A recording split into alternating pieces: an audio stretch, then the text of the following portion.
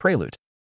Long before the founding of the hidden villages, during an era of endless wars between mankind, the Shinju, a tree revered as a deity, bore a chakra fruit once every 1,000 years. Although it was forbidden to consume the Shinju's fruit, it was eaten by Princess Kaguya Otsutsuki, who used the power it granted her to end the wars plaguing the lands.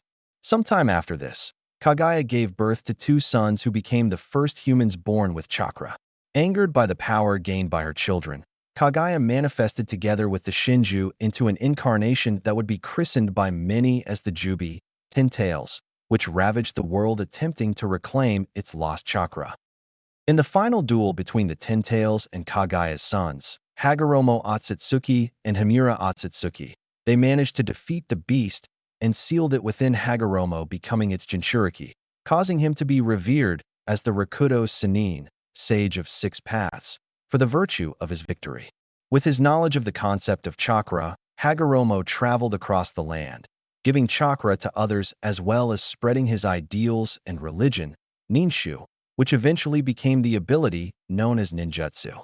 With Hagoromo's great deeds and ultimate desire to bring peace to the war-torn world made him widely known as the Kono Yo no Kusishu, savior of this world. Hagoromo's ultimate wish was to establish peace across the world, but it was a goal that would never be achieved in a single lifetime. Knowing this, he chose to entrust his dream and legacy to his two sons, Indra Otsutsuki and Asura Otsutsuki, and began teaching them Ninshu. Hagoromo acknowledged Indra, his eldest son, as a true prodigy, who quickly began to revel in his natural prowess and became very solitary. Asura, his youngest son, proved to be the exact opposite, having shown no special abilities or natural talent. But he pushed on through his limitations, growing stronger and more mature because of his struggles and making friends along the way. Hagoromo acknowledged Asura's chosen path, agreeing that love and cooperation were the true key to peace. Hagoromo, later inspired by Asura, separated the Jubi's chakra within his body and used Banbutsu Sozo, creation of all things, ability to divide it into 9 separate bodies, creating the Biju and giving each of them a name. As a result of extracting them all at once, Hagoromo was left weakened and incapacitated for several months, though the powerful life force of the Jubi husk kept him alive. Hagoromo, sometime after their creation, Hagoromo told the young Biju that they were all still linked to one another despite being separate entities. Hagoromo also told them that they would eventually become one again, yet not as they originally were, and that one shall appear at that time to show them what true power is. Hagoromo eventually used Chibaku Tensei, heavenly body bursting from the earth, to seal the husk of the Jubi in what would become the moon. On his deathbed, Hagoromo chose Asura to be his successor, but Indra, overcome by bitterness and envy as well as being manipulated by a dark figure, fought against his brother, beginning a war between them that would continue through the ages and descendants. Hagoromo, suspecting that Indra or one of his reincarnations would eventually attempt to take Asura's power for themselves, he left behind a tablet detailing his history in an attempt to make them reconsider. Only those who possess the Rinnegan can fully decipher the contents of the tablet, while a reader with other Dijitsu such as the Sharingan can still partially interpret the information. However, unknown to him, the Dark Force had altered the contents of Hagoromo's tablet so he could manipulate Indra's descendants, the Uchiha clan, through the ages into resurrecting Kaguya and initiating infinite Tsukuyomi anew. Era of the Warring States. The Warring States era is one of the most blood-soaked part of the history of ninja, where shinobi clans were formed from those who learned to wield chakra as a weapon, becoming the opposite of what the Rakudo Sennin's Ninshu taught. Hundreds of clans over the centuries were born or destroyed, many of them over the course of time made elemental Kekai Genkai or just specialized in one type of element. Such clans were the Yuki clans and their Hayaton, Ice Release, or the Susho clan's Shoton, Crystal Release, A/N. I know Guren may not have a clan, but I found a name that will be fitting for her clan if she did. The most notable clans to master singular elements was the Uchiha clan with their Katon, Fire Release, along with the Sarutobi clan too. The Hazuki clan mastered Sueton, Water Release, to an art where they can turn their whole bodies to water if need be. Clans also just mastered Inton, in release, to master Jinjutsu, such as the Kurama clan to the point it became a Kekkei Genkai, or master the shadows like the Nara clan. Some used it to master the mind like the Yamanaka clan.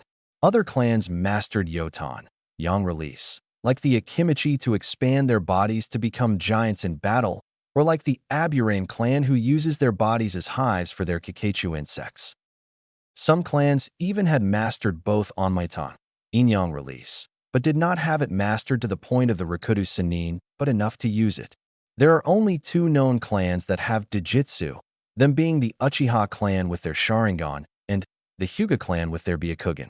Many believing that the Sharingan was a mutation of the Byakugan because they are the exact opposites of each other. But throughout the war-torn world, two clans always fought each other. Clans that are cousins, but have forgotten, so, because of hatred of the other. The Senju and Uchiha clans fought each other every time they went into battle for resources, power, or land. Some 5 centuries before the founding of the hidden villages, the Senju clan had been split in two, with clan members wanting peace and wanting to stop fighting. Those Senju that left the clan eventually settled on an island surrounded by whirlpools off the coast of what would later be known as Hai no Kuni, land of fire, and Uno Kuni, land of hot water. They then called themselves the Uzumaki after the whirlpools protecting the island. Even though the Senju and now Uzumaki clans were separate, they always stayed close in relationship and through countless marriages. While the Senju were well-rounded as a clan, the Uzumaki became extremely respected and powerful ninjas, and with their use of Fuinjutsu, sealing jutsu. Unknowing to the two families, every few generations something unexpected would happen. Since their deaths, Indra's and Asura's chakra would transmigrate into one of their descendants. Every transmigration would happen every 5 generations, with the next being directly related to the last. But Asura's transmigration was different than Indra's, with Asura's family being split in two. His chakra only transmigrated into those who were both Senju and Uzumaki, bringing the Kekkei Genkai, bloodline limit, back together. 25 years before the founding of Kanehagakure no Sato, Hidden Leaf Village, Asura's next transmigrate reincarnation would be born as Hashirama Senju, and Indra transmigrate reincarnation would be born as Madara Uchiha. Hashirama was born as the oldest of 4 children to Butsuma Senju, leader of the Senju clan, and Momoko Senju, formerly Uzumaki. Madara was born to Taijima Uchiha, leader of the Uchiha clan, and Ranko Uchiha. 10 years later, Hashirama first came across Madara at the edge of a river where the young Uchiha was attempting to skip a stone all the way across, easily getting a rock to the other side. Hashirama introduced himself to Madara as his rival in stone skipping and noted that he was clearly leading. Neither Hashirama nor Madara revealed their surnames, as it was unwise in such an era. Unbeknownst to them, their clans had been in a bloody feud for ages, hired constantly by opposing factions to counterbalance the other. The two knew that the only way for them to survive was to befriend their enemies. As they skipped stones together, the two boys discovered the corpse of a member of the Hagoromo clan. Soon afterward, Hashirama attended the burial of his younger brother, Kawarama, who had been murdered by members of the Uchiha clan. Saddened by Kawarama's passing, Hashirama got into a brief altercation with his father over what he considered to be the pointless death of his brother. That moment convinced Hashirama, with his brother Tobarama's support, that there would have to be peace amongst ninja. Not long passed before Itama, Hashirama and Tobarama's other younger brother, also fell to the perils of war. The event led Hashirama to return to the riverbank, where he met with Madara once more, and with him discussed the death of Itama. Finding solace in each other's company, the two continued to meet by the river, where they sparred, shared techniques, and talked over prospects for the future. It was during one of these meetings that Hashirama revealed his dream to create a new village where people could live in peace, and more importantly, where children could grow up and study together. It would be a place where shinobi would be assigned missions based on their level of skill and not out of necessity to fill a battlefield with forces, learned or not. Madara agreed, and the two children decided to build their dream village below the very cliff where they talked. However, Hashirama's friendship with the young Uchiha was not long to last, as Butsuma soon discovered from Tobarama that his son had been meeting with Madara. Revealing to Hashirama that Madara was in fact an Uchiha who had killed several of the Senju's strongest shinobi, he ordered his son to use his meetings with Madara to spy on him, and, if necessary, to kill him. Still, Hashirama could not stand to betray his friend. When the two boys met again, they warned each other that a trap had been set for the other, but as they fled, they looked back in shock to find their fathers and younger brothers standing across from each other, fully ready for combat. After the initial scuffle, Madara and Hashirama intervened, getting between their respective families. Madara, realizing that he had to choose between Hashirama and their dream or his family, regretfully decided to end his friendship with the young Senju, determined to protect his brother Izuna. Hashirama tried to make Madara reconsider, but Madara refused to let go of his anger for the Senju.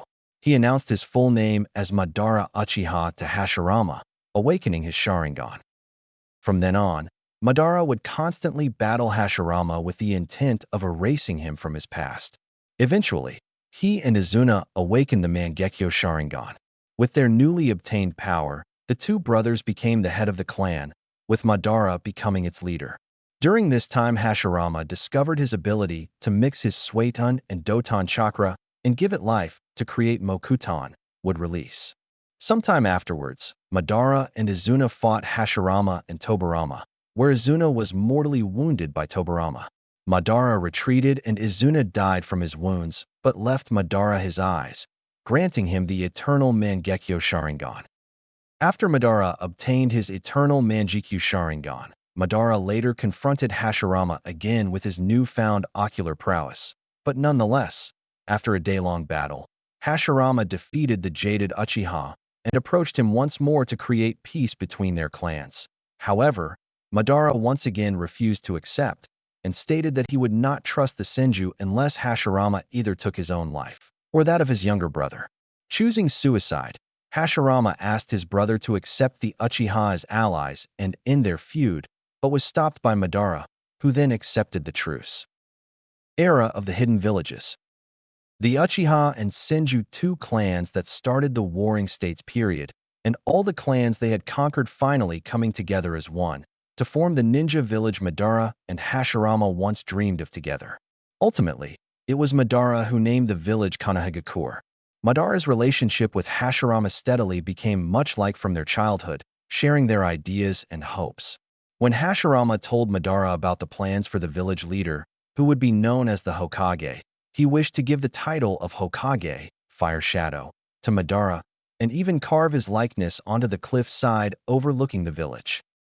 Tobarama, however, convinced him that the villagers would never follow Madara, and that they should be given the choice of who should lead them. Hashirama reluctantly agreed. The villagers selected Hashirama over Madara for the title of Shodame Hokage, First Fire Shadow. Afterwards, Hashirama and Madara met at the Naka Shrine, where Hashirama expressed his wish that Madara inherit the title of Nidame Hokage, Second Fire Shadow, once the villagers started seeing him in another light.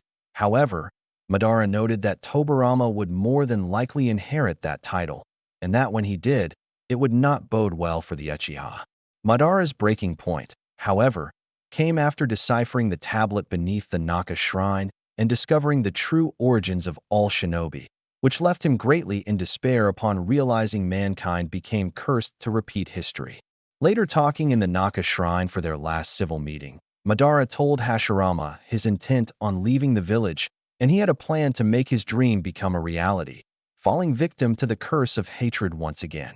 Hashirama tried to convince Madara to let him help his childhood friend, but Madara scoffed at Hashirama's attempt to follow him, saying that no one can get behind him.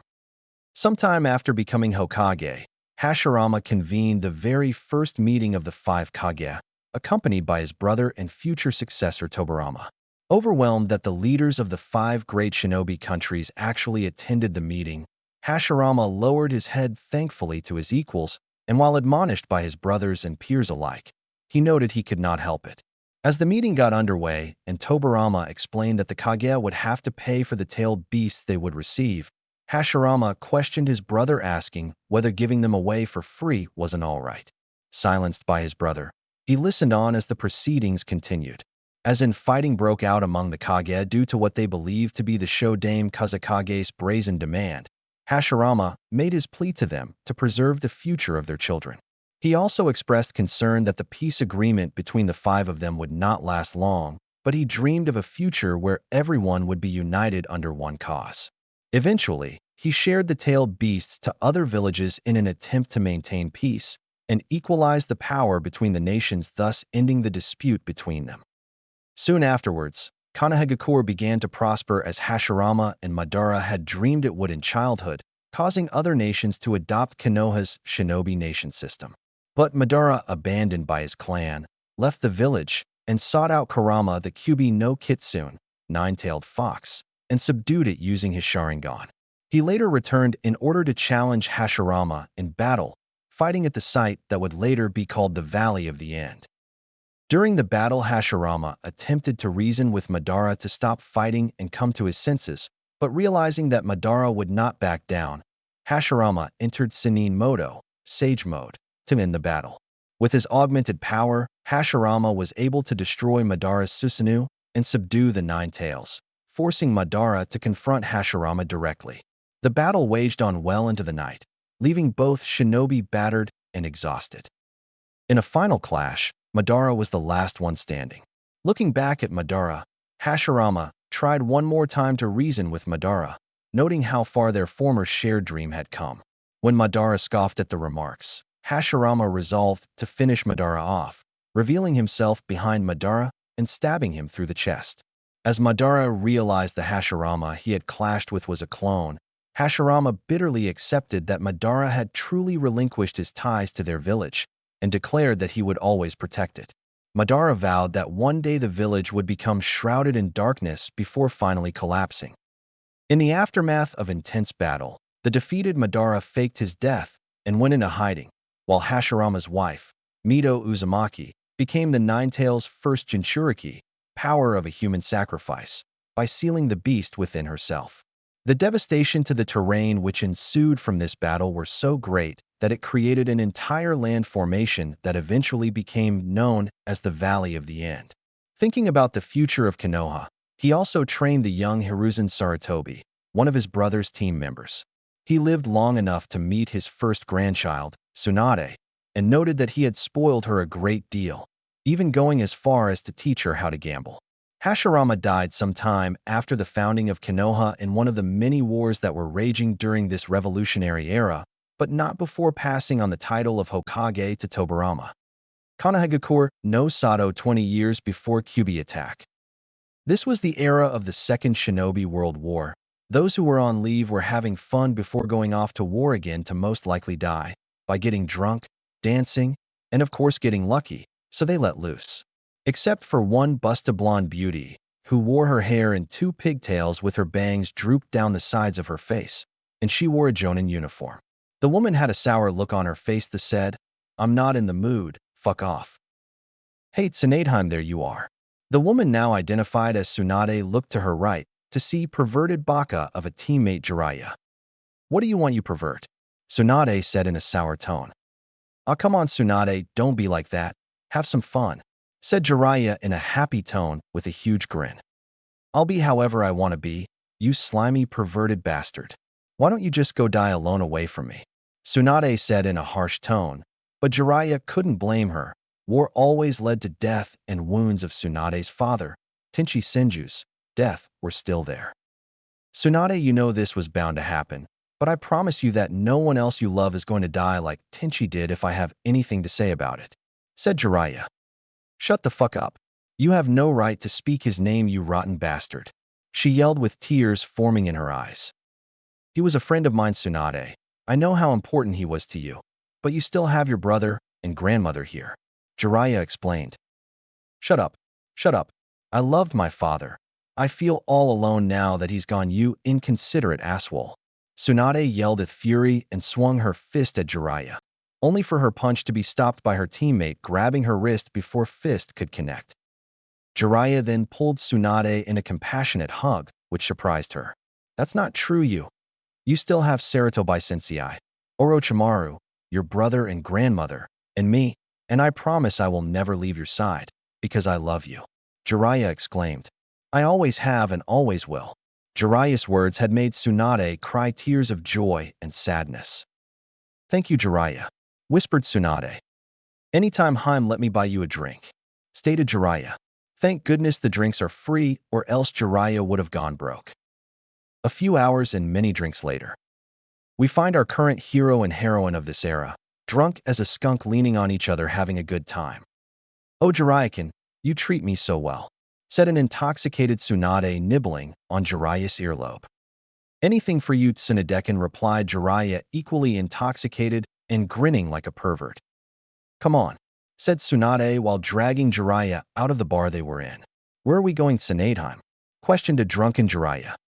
You'll see, said Tsunade with a sly smile. They both arrived at the Senju clan estate, which made Jiraiya more curious, and the two traveled the upper floor where Tsunade sleeps.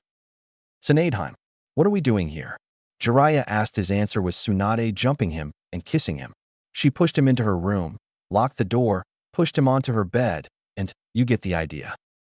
The next morning, Jiraiya, a scream awoke the Gamma-senin, Toad Sage. Huh, what happened? Jiraiya asked. He turned in the direction of the voice, to see a naked and pissed of Tsunade with an expression that said ready to kill. Now normally Jiraiya would run while he still had the chance, but he was distracted with Tsunade's mountains that were exposed in all their incredible glory. Suddenly, while he was distracted by the glorious mounds, Tsunade punched Jiraiya with so much force he went through the wall and landed on the other side of the village. Unfortunately for him, it was in the women's side of the hot springs. Throughout all this, after Tsunade's sobering punch, Jiraiya had one thought: what did I do? A few weeks later. In the weeks following Tsunade and Jiraiya's little incident, we find Tsunade sitting in the Senju clan compound in turmoil about a new discovery she uncovered just that morning. She was pregnant. Tsunade, Senju heiress to the Senju clan, granddaughter to the Shodai Hokage, lead medic of Kanahagakure Hospital, was pregnant. Not just pregnant, but pregnant with Jiraiya's, her perverted teammate's child. She didn't know what to do. She didn't want to go to her sensei, because he would have to tell the council, and the council will make a big deal about it. So she went to one person who she could trust, her grandmother Mito Uzumaki. Flashback, few hours ago. Tsunade was walking through the Senju compound towards her grandmother's little house in one of the many forests, in the compound where she moved to after her grandfather died, and Tenchi, her father, became clan head. As she headed for the door, she soon came upon it and knocked. Tap, tap, tap. Come in, Tsunade. I'm in the kitchen, said the old weak voice of Mito Uzumaki. A/in. I presume Mito has the ability to sense chakra and discern whose chakra is whose. Tsunade then walked in, taking her heels off at the door, and headed toward the back of the house where the kitchen was. Hello, Maida Bacon, Tsunade said, greeting her grandmother with a hug too. Hello, Tsunade-kun. What brings you here?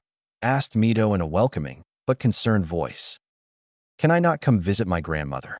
Asked Tsunade. Well, normally that wouldn't be a problem, Tsunade-kun, but I sense that your emotions are in turmoil and you never visit me unless you want advice on training or to vent about that teammate of yours, stated Mito with amusement, making Tsunade pout. Well, it's about my teammate again, stated Tsunade with a little venom in her tone. 3 weeks ago, when I was mourning father's death, I was drinking in the Shinobi-only bar 4 blocks away from the Jounin Lounge, and Jiraiya showed up. We got into a little spat, and he said he loved me and won't let anything happen to me like what happened to Tozen, Tsunade stated quietly. He then offered to get me drinks, and we both drank for a couple of hours. I don't remember what happened after that, but I woke up the next morning naked right next to him, so I punched him out of my room, through the wall, exclaimed Tsunade with anger in her voice. Last week I was supposed to start menstruating, but it didn't happen. Then at the start of this week, I started to get morning sickness. I didn't want to believe it, so I went to the hospital to get checked out, and I'm pregnant. Tsunade exclaimed, saddened that her ninja career was going to end now, but mad at Jiraiya for getting her pregnant. What should I do, Bachan? War is about to break out with IWA and Suna, and I can't stay and raise a baby that will most likely become a target if word gets out I'm going to have a child. The hospital will need me along with Jiraiya and Orochimaru if we all go out on missions together, hysterically stated Tsunade with a frustrated look on her face. Hmm. Have you talked to Hiruzen about this yet? Questioned Mito. No, I have not said a word to Saratobi Sensei about it, because he would have to tell the council and that Warhawk Danzu about it, and they will make it a big deal. Danza may or may not try and take the child from me. Soon after, more than likely the whole of Konoha would find out about it, then the rest of the elemental nations. Soon after, my child and me would become a target of assassination for being related to the Senju, especially grandfather, replied Tsunade and Mito, nodding knowingly. Have the child. When it comes, put it in the orphanage till the war is over, then come and claim the child later as yours, stated Mito wisely. I would say leave it here with his or her Grado Bacon, but alas, I am but an old woman living alone with my granddaughter Akunoichi, and my grandson well on his way to becoming a shinobi. Are you sure that's wise, Bachan? What would happen if someone found out the baby is mine in the meantime? Asked Tsunade, with concern in her voice. Yes, Tsunade, that is the wisest thing to do if you are not here to take care of the child, because it showed you cared enough to offer a home to the child that you yourself could not have provided at the time. And I don't think anyone would find out the child is yours if you take great caution and precaution in hiding him from the world till the time is right. Mito stated wisely, like the wise old lady she is. She knew what it's like to raise a child during wartime, even when it was hard on her when her husband wasn't around to comfort her. Tsunade was thinking it over in her head about the pros of this, her child being safe and being taken care of like it should be. The cons about it is she wouldn't be able to watch her grow up, and wouldn't be able to train or help him or her if she joins the academy and wants to become a ninja. So Tsunade steeled her resolve to protect her child at all costs and eventually come back for him. Then her eyes widened when she remembered something. What do I tell Jiraiya? How do I tell him he got me pregnant, and that I will be put in the orphanage till the war's end? Tsunade asked, frantically wanting to get an answer from Mito. You tell him nothing until the war is over, for the protection of future generations of the Senju clan. The less amount of people who know about the child, the better, so enemies of the Senju in and out of the village don't send assassins beforehand if they find out prematurely of who the parents are, replies Mito in a tone that left no more room for argument. Even if Jiraiya is Tobirama's grandson, I cannot let the heir to the Senju clan be a target before he can even talk, thought Mito. Now do you want some tea, Tsunade-chan? Asked Mito with smile. Flashback end. 9 months later. It has been 9 months since Tsunade talked to her grandmother about what to do about her child. Afterwards, she went to her sensei to ask for an extended mission away from Jiraiya and the village, which he granted to her because he understood her plight, but not knowing the real reason behind it. It was also during this time that Jiraiya received a prophecy concerning him while training on Mt. Mayaboku from Gamamaru the Ogema Sennin, Great Toad Sage. Firstly, saying that he would go on to become a talented shinobi and a pervert without equal. He would also walk across the world as a sage, observing all creation, watching as nature takes its course, and in doing so he would also write a book. The Gama Sennin also told Jiraiya that he would one day have a student with the power to save or destroy the world, and that it would be his actions that would determine which path this student took. It was after Jiraiya found out Tsunade left that he went to his sensei and told him about the prophecy the Toad Sage gave him. Flashback 9 months earlier. Jiraiya was walking through the Senju compound, closing in the clan head house on his way to talk to Tsunade about what happened between them a few weeks before. He was almost there when he sensed a chakra signature to his right coming towards him from the forests in the direction of Mito's little house. Jiraiya then honed his senses to see who it was, and found out that it was Mito herself on the way to see him, most likely sensing him too, so he waited for her to meet up with him. It only took a few minutes for her to show, and when she did, she started speaking. She's not here. She started to explain. Where did she go? Jiraiya questioned, already knowing he isn't going to like it. Hiruzen gave her an extended mission at her own request. She won't be back for 10 months, replied Mito, irked that she was interrupted. Why'd she do that? Asked a confused Jiraiya, not knowing the real reason like Hiruzen. She needed to get away from the village for a short time, so she can finish coping with the loss of her father. Said Mito, I suggest that you not go searching for her either. You know how she gets when she is upset, and I'm sure that Hiruzen won't like that either. Finished Mito, knowing Jiraiya knew how Tsunade gets when upset, and that Hiruzen won't like Jiraiya taking off to go after her. I know what you mean, stated Jiraiya, a shiver going down his spine, remembering being punched across the village. Jiraiya then sighed and, after thanking Mito, turned and left the compound thinking about what he would say to Tsunade the next time he saw her, which soon led him to thinking about traveling the world like the Toad Sage said he would be doing after visiting his sensei. Hokage office. Jiraiya just arrived outside the window to Hiruzen Sarutobi, the Sandaime Hokage's office, to tell him about the prophecy that he received from the great Toad Sage, and knocked, hearing a feint come in from the Hokage sitting at his desk doing the bane of all Kage's paperwork. Jiraiya opened the window and hopped in, saying, "Hey sensei, how's it going?" asked Jiraiya, smiling at his sensei. Jiraiya-kun, it's nice to see you again. How was your training with the toads?" asked the Hokage, smiling at Jiraiya.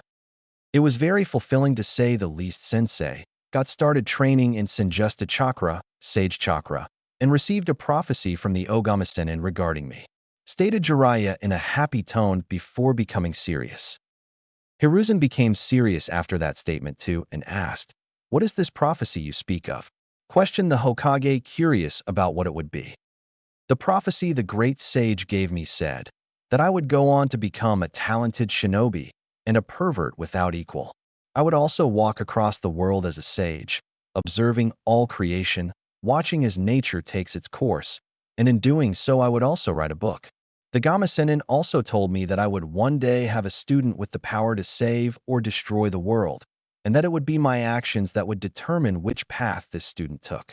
So it looks like I have to travel the world like the sage said and find this child of prophecy," said Jiraiya, looking at his sensei with determination in his eyes. Looks like you have a big responsibility and duty ahead of yourself, Jiraiya," stated the Sandaime. "So am I able to leave on this mission, sensei?" asked Jiraiya, still in the serious tone. "If what you told me is true, then I see no reason for you not to go on a training trip of sorts for a short time to find this child of prophecy and find inspiration for that book you are supposed to write," replied the Hokage.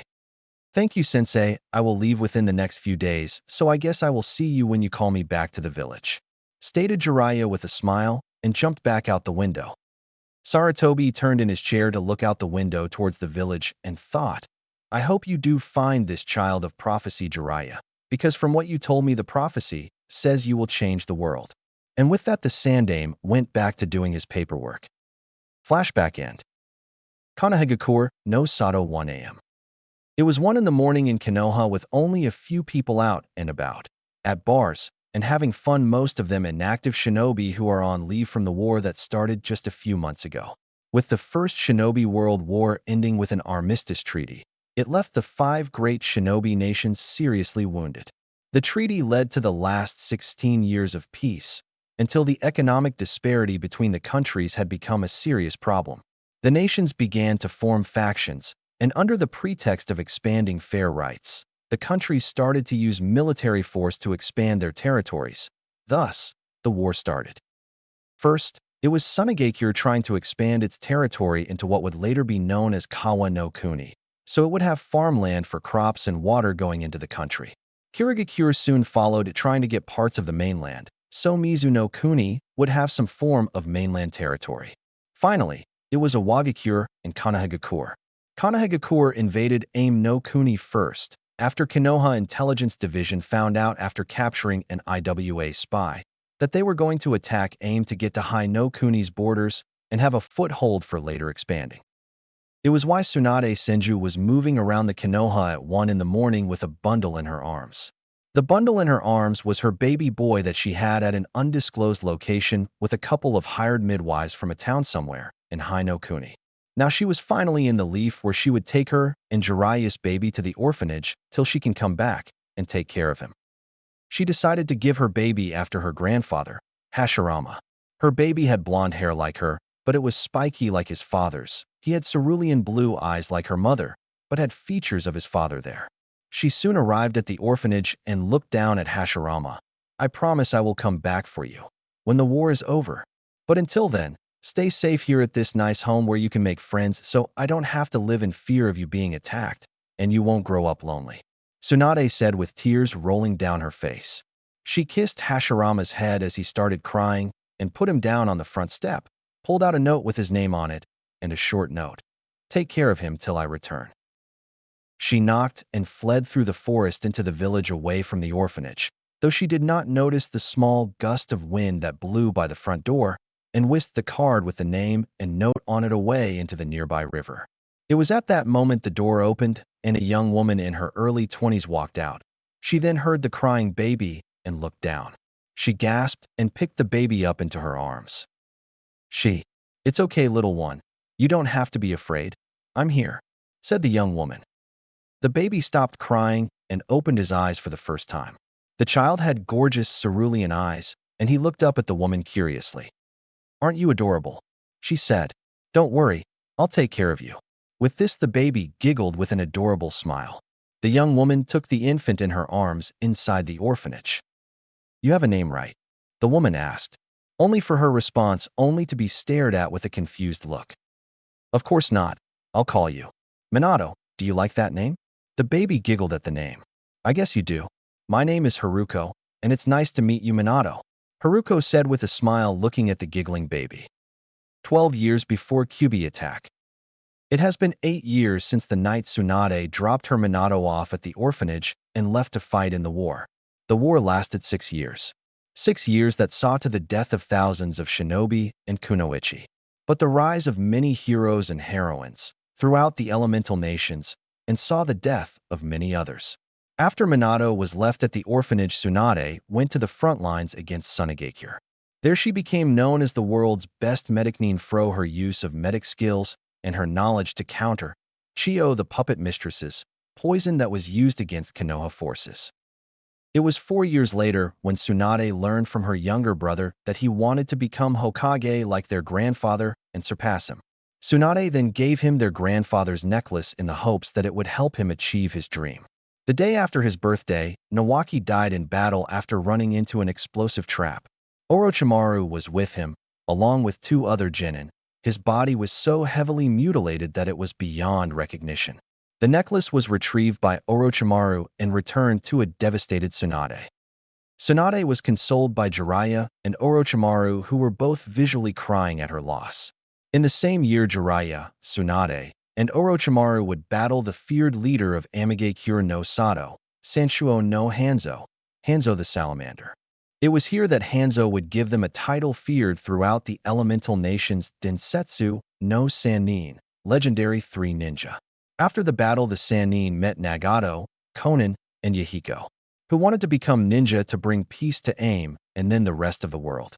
Jiraiya would stay behind and look after them for a short time, but will eventually be inspired by Nagato in his creation of his first book, Tales of an Utterly Gutsy Ninja. After 3 years, Jiraiya left and returned to the Leaf, never seeing or hearing from those 3 again. It was after the battle Tsunade went back to the Leaf to advocate for the inclusion of medical ninja to be incorporated into teams that were on the battlefield, but unable to, as Hiruzen informs her the conflict makes it impossible for them to utilize resources or the time to train such ninja. It was by that time that a discouraged Tsunade met Dan Kato, who seconds her request of focusing on finding ways to save their comrades' lives on the battlefield. In time, finding herself and Dan have similar ideals, Tsunade fell in love with him. As a sign of her affection, and in the hopes that this time it would help make his dreams come true, Tsunade gave him Hashirama's necklace prior to his death, with the necklace returning to her possession, rumored as a cursed item that kills anyone other than Tsunade who wears it. Developing hemophobia, which renders her unable to take part in any more battles. The deaths of both Nawaki and Dan disillusioned Tsunade to see the Hokage title as nothing but a fool's position. Jiraiya would come home to the love of his life with another man, but bear with it because he knows that even if he did love her, she didn't love him. So Jiraiya put himself into his work and became well-renowned because of it. Less than a year and a half later, Jiraiya would receive word that Dan Kato, Tsunade's lover, died on the battlefield, and that she became cold-hearted and distant. It has 6 years after the start of the war and the death of brother and Dan that she finally went to claim her child she left at the orphanage so long ago, only to find something horrible. 14 years before Kyubi attack. It has been 6 years. 6 years since she took her son there and left him to go fight in the war and protect her village and precious people. She left him there to protect him from the enemies of the clan in and out of the village. So now 6 years afterwards, we find Tsunade Senju on her way back to Kanehagakure no Sato after R&R away from Konoha to mourn the deaths of her brother and lover. She was walking down the main roadway toward Konoha's eastern gate. She was going at it slowly because she didn't want to rush to the village right away. She was still in turmoil about what happened to Dan and Nawaki, but she had to find her son. Him and her grandmother were all that was left of her family. Tsunade was close to the gate now, less than 100 meters away. She arrived at the gate to see the gate guards guarding the gates at the post that was set up next to it. They notice her as she walks up to the post to sign in like all shinobi and kunoichi have to do after a leave of absence or mission. It was different than civilians who can leave anytime they want to. After signing in, she started walking towards her clan compound so she can get ready to go to the orphanage that she dropped her son off at. As she was walking, she was receiving waves and smiles from civilians and ninja alike. She didn't mind it at all, but she didn't care for what they were doing. She only had one goal in mind, and that was to get her son back. She soon arrived at her compound and walked through the gates. As she was walking, she thought about visiting her grandmother to see how she was doing, because Mito was so close to her death, and she wouldn't last long before she died. Thinking it over, she decided to go and see her grandmother before she went home to get ready for the meeting of her son. She made her way through the forest within the compound and saw the house her grandmother lived in come into view. It took her a minute or two to get to the house and knock on the door. She soon heard a very, very faint "come in" and knew something was wrong. She opened the door and walked in. She didn't know what to expect, so she kept her guard up just in case of an attack. She soon found Mito in her room on her bed, covered up with a blanket and an IV attached to her wrist. Tsunade walked over to Mito with a little hesitation, but did so nonetheless. Mito looked over and smiled weakly at her granddaughter, happy to see her for the first time in a few years. Tsunade smiled back with a smile that did not reach her eyes with a look of sadness and regret. "Tsunade-kun," said Mito weakly. "It's good to see you after these past few tragic years," added Mito. "Hi, Bachan. It's good to see you too," replied Tsunade, some happiness returning to her eyes. "How are you doing, Bachan? I didn't know you were bedridden," stated Tsunade with her sadness returning. "Ah, this is nothing. I am fine, just a little older than the last time you saw me," said Mito with a small amount of amusement in her voice. "Hee, I see that, Bachan," Tsunade said while giggling a bit in amusement at her grandmother's old lady jokes. "But there are things we need to discuss, Tsunade, that are going to make your heart hurt a lot more than it already is," stated Mito, becoming serious in the blink of an eye like all Uzumaki do when something important is happening or needs to be said and heard. "The first thing that we need to talk about is your child you left at the orphanage on the other side of the village," continued Mito before being interrupted by Tsunade. "What about him? Has something happened to him or the orphanage?" stated a fear-stricken Tsunade with a gut feeling something bad happened to her child. "Yes, something did happen to him and the orphanage," stated Mito. "And don't interrupt me again," reprimanded Mito, with Tsunade rubbing her neck with one hand, chuckling embarrassed about what she did. "Tsunade, I'm not going to sugarcoat this to make it sound better, but a few years ago, an IWA spy was found within the village, and he started to flee. When he fled in the direction of the orphanage," stated a solemn Mito with tears at the corner of her eyes. "He neared the orphanage, and to get the Konoha shinobi of his tail, he threw 5 kunai with explosive tags attached to them at the building." Mito was now in tears, and Tsunade knew from the start something bad happened, and now that she knew, she started crying as Mito continued. "They did everything they could to save as many of the children as possible, but they only got 15 out of the 60 that were there." Mito now had tear tracks running down her cheeks, while Tsunade was sobbing into her hand and couldn't control herself. Mito finally had the courage to continue with the next part of what she was meaning to tell Tsunade. "Tsunade," Mito said in all seriousness as she possibly could at the moment, while still crying tears of sadness. "There is more that you need to know. I am getting old, and I have a burden that needs to be passed on to another Uzumaki," said Mito. "That Uzumaki was brought here a year ago, just before Yuzushiobikura, my home village, was attacked, and destroyed by a joint operation of Kyomo, Iwa, Kiri, and Yugakure. Her name is Kushina Uzumaki, said Mito. There is something you also don't know. But when your grandfather fought Madara Uchiha at the Valley of the End and stopped Madara's control over the Kyuubi, it was not let free but sealed away into a human host. A human host that happens to be me. Mito exclaimed to Tsunade, drawing a gasp of surprise from the weeping women. But why do you have the Kyuubi sealed within you? Why would you want to become its Jinchuriki? Stated Tsunade with shock and surprise that her grandmother would willingly become a human sacrifice.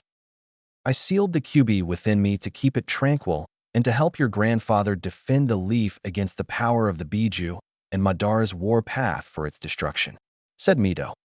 But why are you having to do that now of all times when I need you the most? You are the last family I have left here at home in Konoha, exclaimed Tsunade while trying to wrap her head around the thought of not having her grandmother around. I have to do it soon, because if I die the Kyuubi will too, and 3 years after that it will be reborn back in the place it died at, stated Mito. So if I don't do it the village will be destroyed and Hashirama's dream will be all for naught. Tsunade thought about it, and it did make sense for her grandmother to transfer the Kyuubi to this Kushina girl, for the leaf to still be around after her death. After that thought though she started crying again because not only did she lose her son, but she will now be losing her grandmother too. Tsunade looked at Mito with eyes that had nothing but sadness in them. She then said, if you have to do it, do it. If it is for Gigi's village, then so be it. After you are gone, I am going to leave the village for some time. I just won't be able to stay here with all my family gone and no attachment to the village left, said an emotional Tsunade. I know how you feel, Tsunade-kun, stated Mito. I lost most of my clan's men and women in this last war with the rest all scattered throughout the elemental nations, and no way of contacting them. The only ones that I know of is you and Kushinachin. Just remember, Tsunade-kun, I will always love you no matter what path you take, Mito said with a small smile. Tsunade smiled back with a small smile to remembering all the good times with her family and grandmother. I love you to Bachan, I'm going to miss you when you are gone. I will miss you too, and I will be watching over you wherever you go. Remember that, said Mito.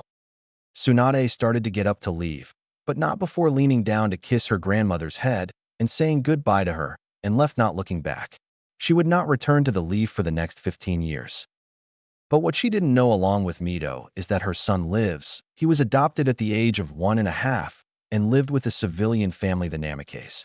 For years later, his adoptive parents would die in another village trying to make a business deal to help fund Konoha for its war effort. He became an orphan once again, but the Hokage and the other councils let him get an apartment because he was in the village's ninja academy aiming to become a ninja and protect the leaf like his adoptive parents. 12 years before Kyuubi attack. It was a beautiful day in Konohagakure no Sato with the sun shining and a nice breeze running through the village to where it is not too hot in places from the heat of Hai no Kuni. Today also marked the start of a new generation of shinobi who will protect the leaf from her enemies and defend her interests throughout the shinobi world. The graduates this year all compose of clan heirs or heiresses, ranging from the Hyuga to Yamanaka and Kurama clans. There is also the Nara, Akimichi, Aburame, and Inazuka.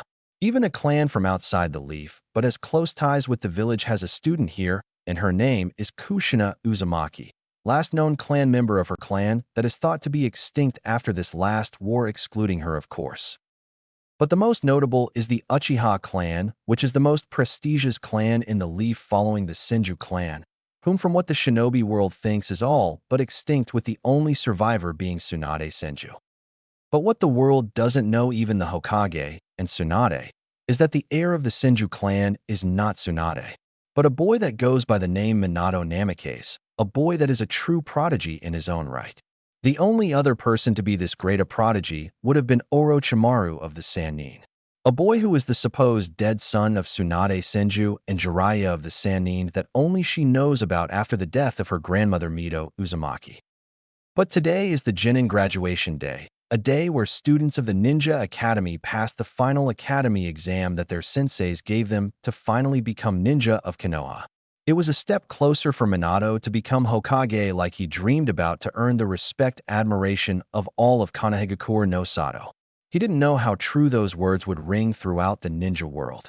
Kushina also wanted to become the first female Hokage, so people won't see her as an outsider or call her names because of her hair and respect her.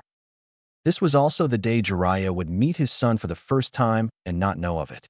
He would wonder for many years why he felt a connection between him and Minato, but that's for another time. Now we see our current hero and heroine sitting in a classroom waiting for their teacher Tsubachi Yumino, future father to Iriki Yumino, to say their team assignments for who is on their team and who their sensei is going to be.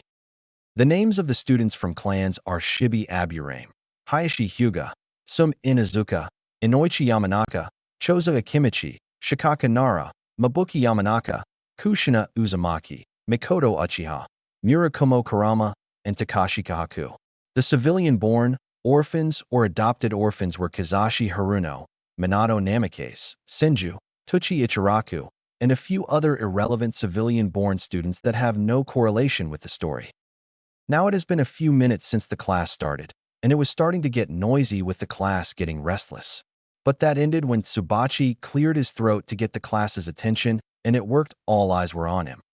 All right, class, today is your last day as my official students and your first day as ninja of Konohagakure no Sato, stated Tsubachi, getting choruses of cheers from the class. It took a few minutes for the class to settle down again.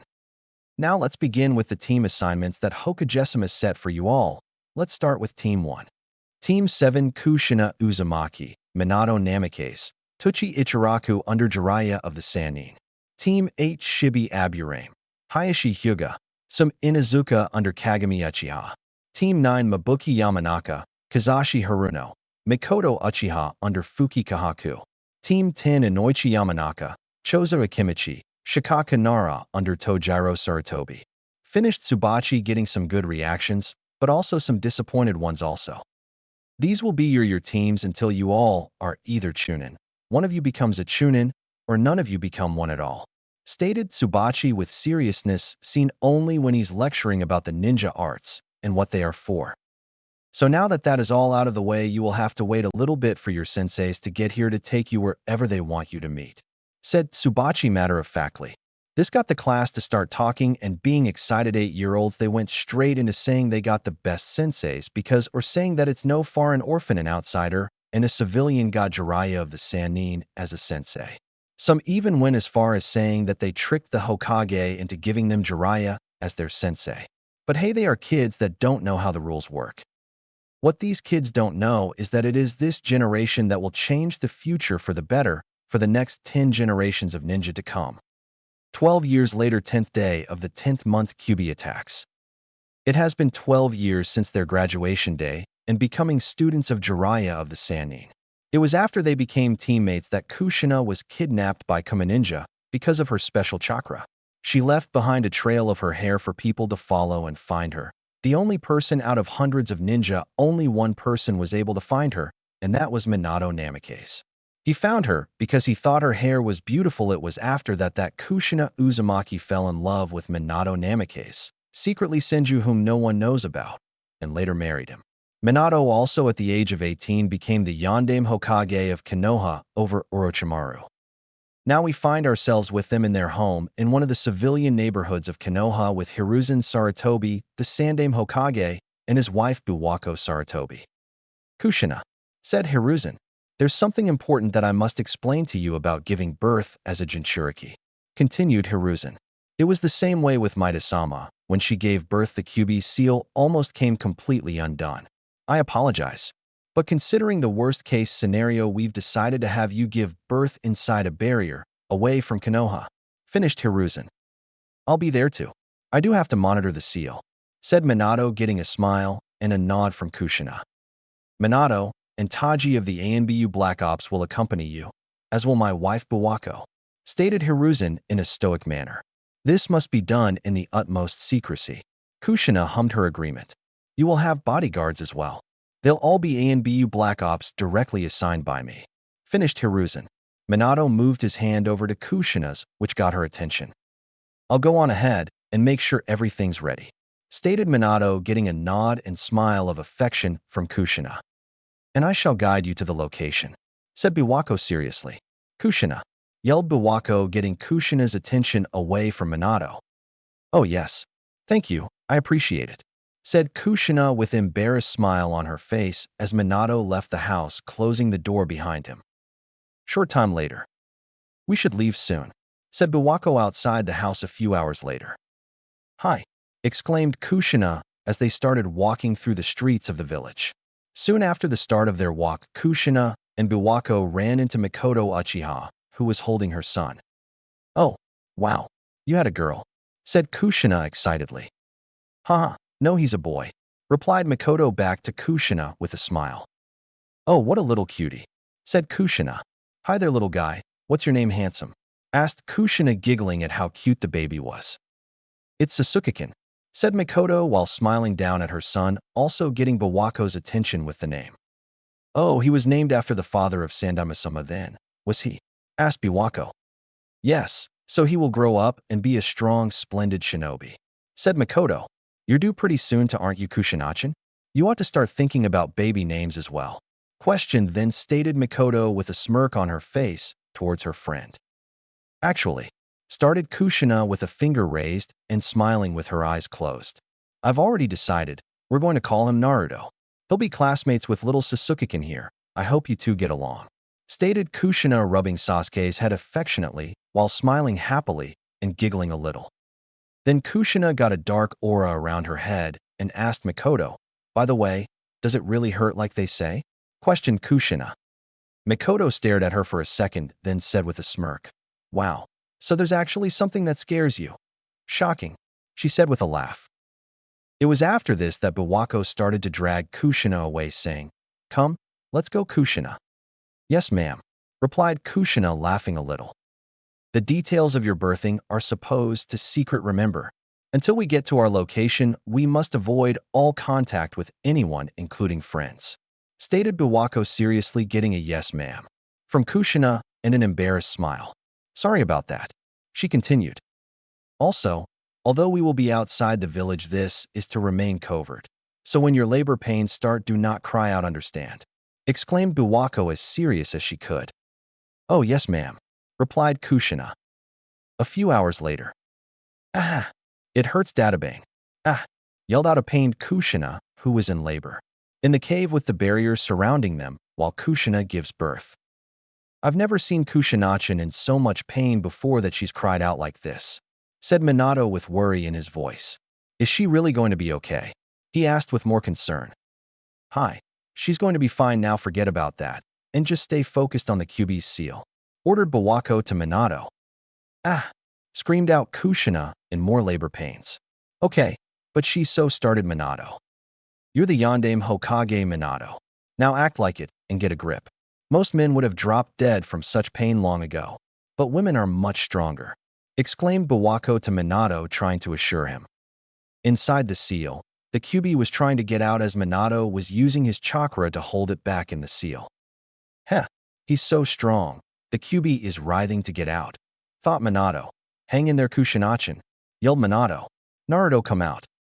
Outside the cave, and barrier, a figure in a dark cloak with an orange mask with stripes on it was at work killing the ANBU, protecting the cave from the outside.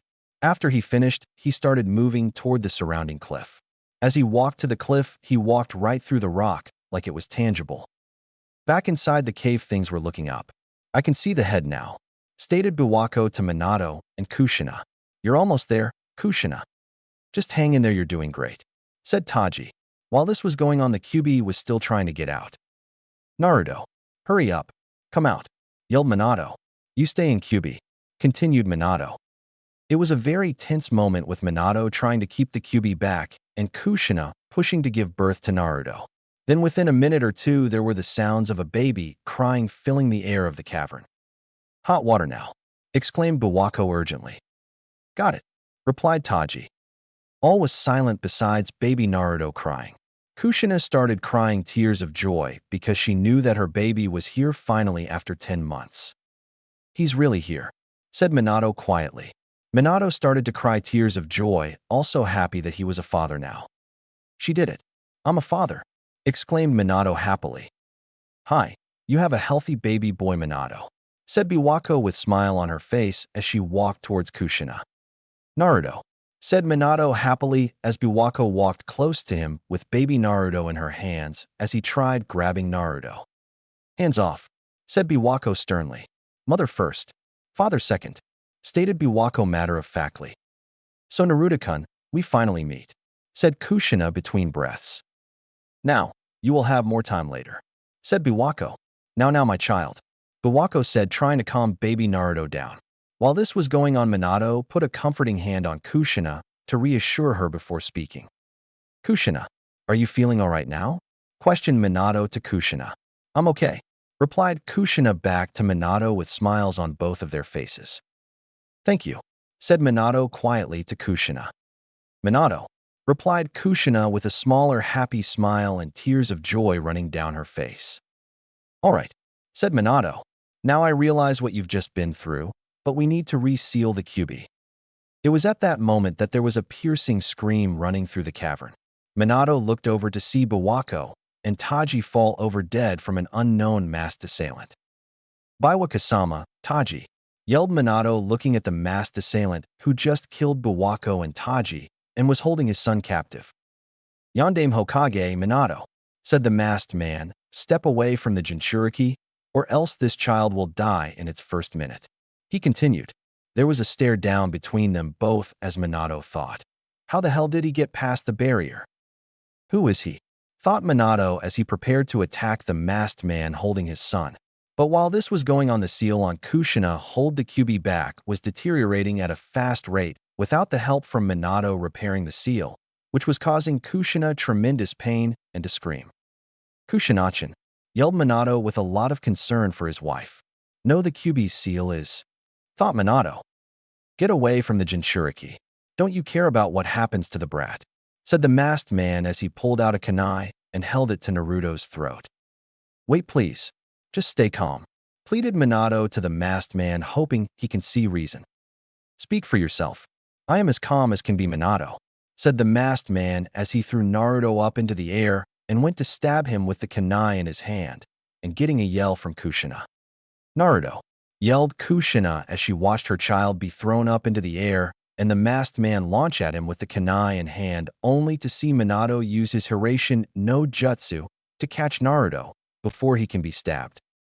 Leave it the Konoha no Kiroi Senko, yellow flash of the leaf. But what about the next one?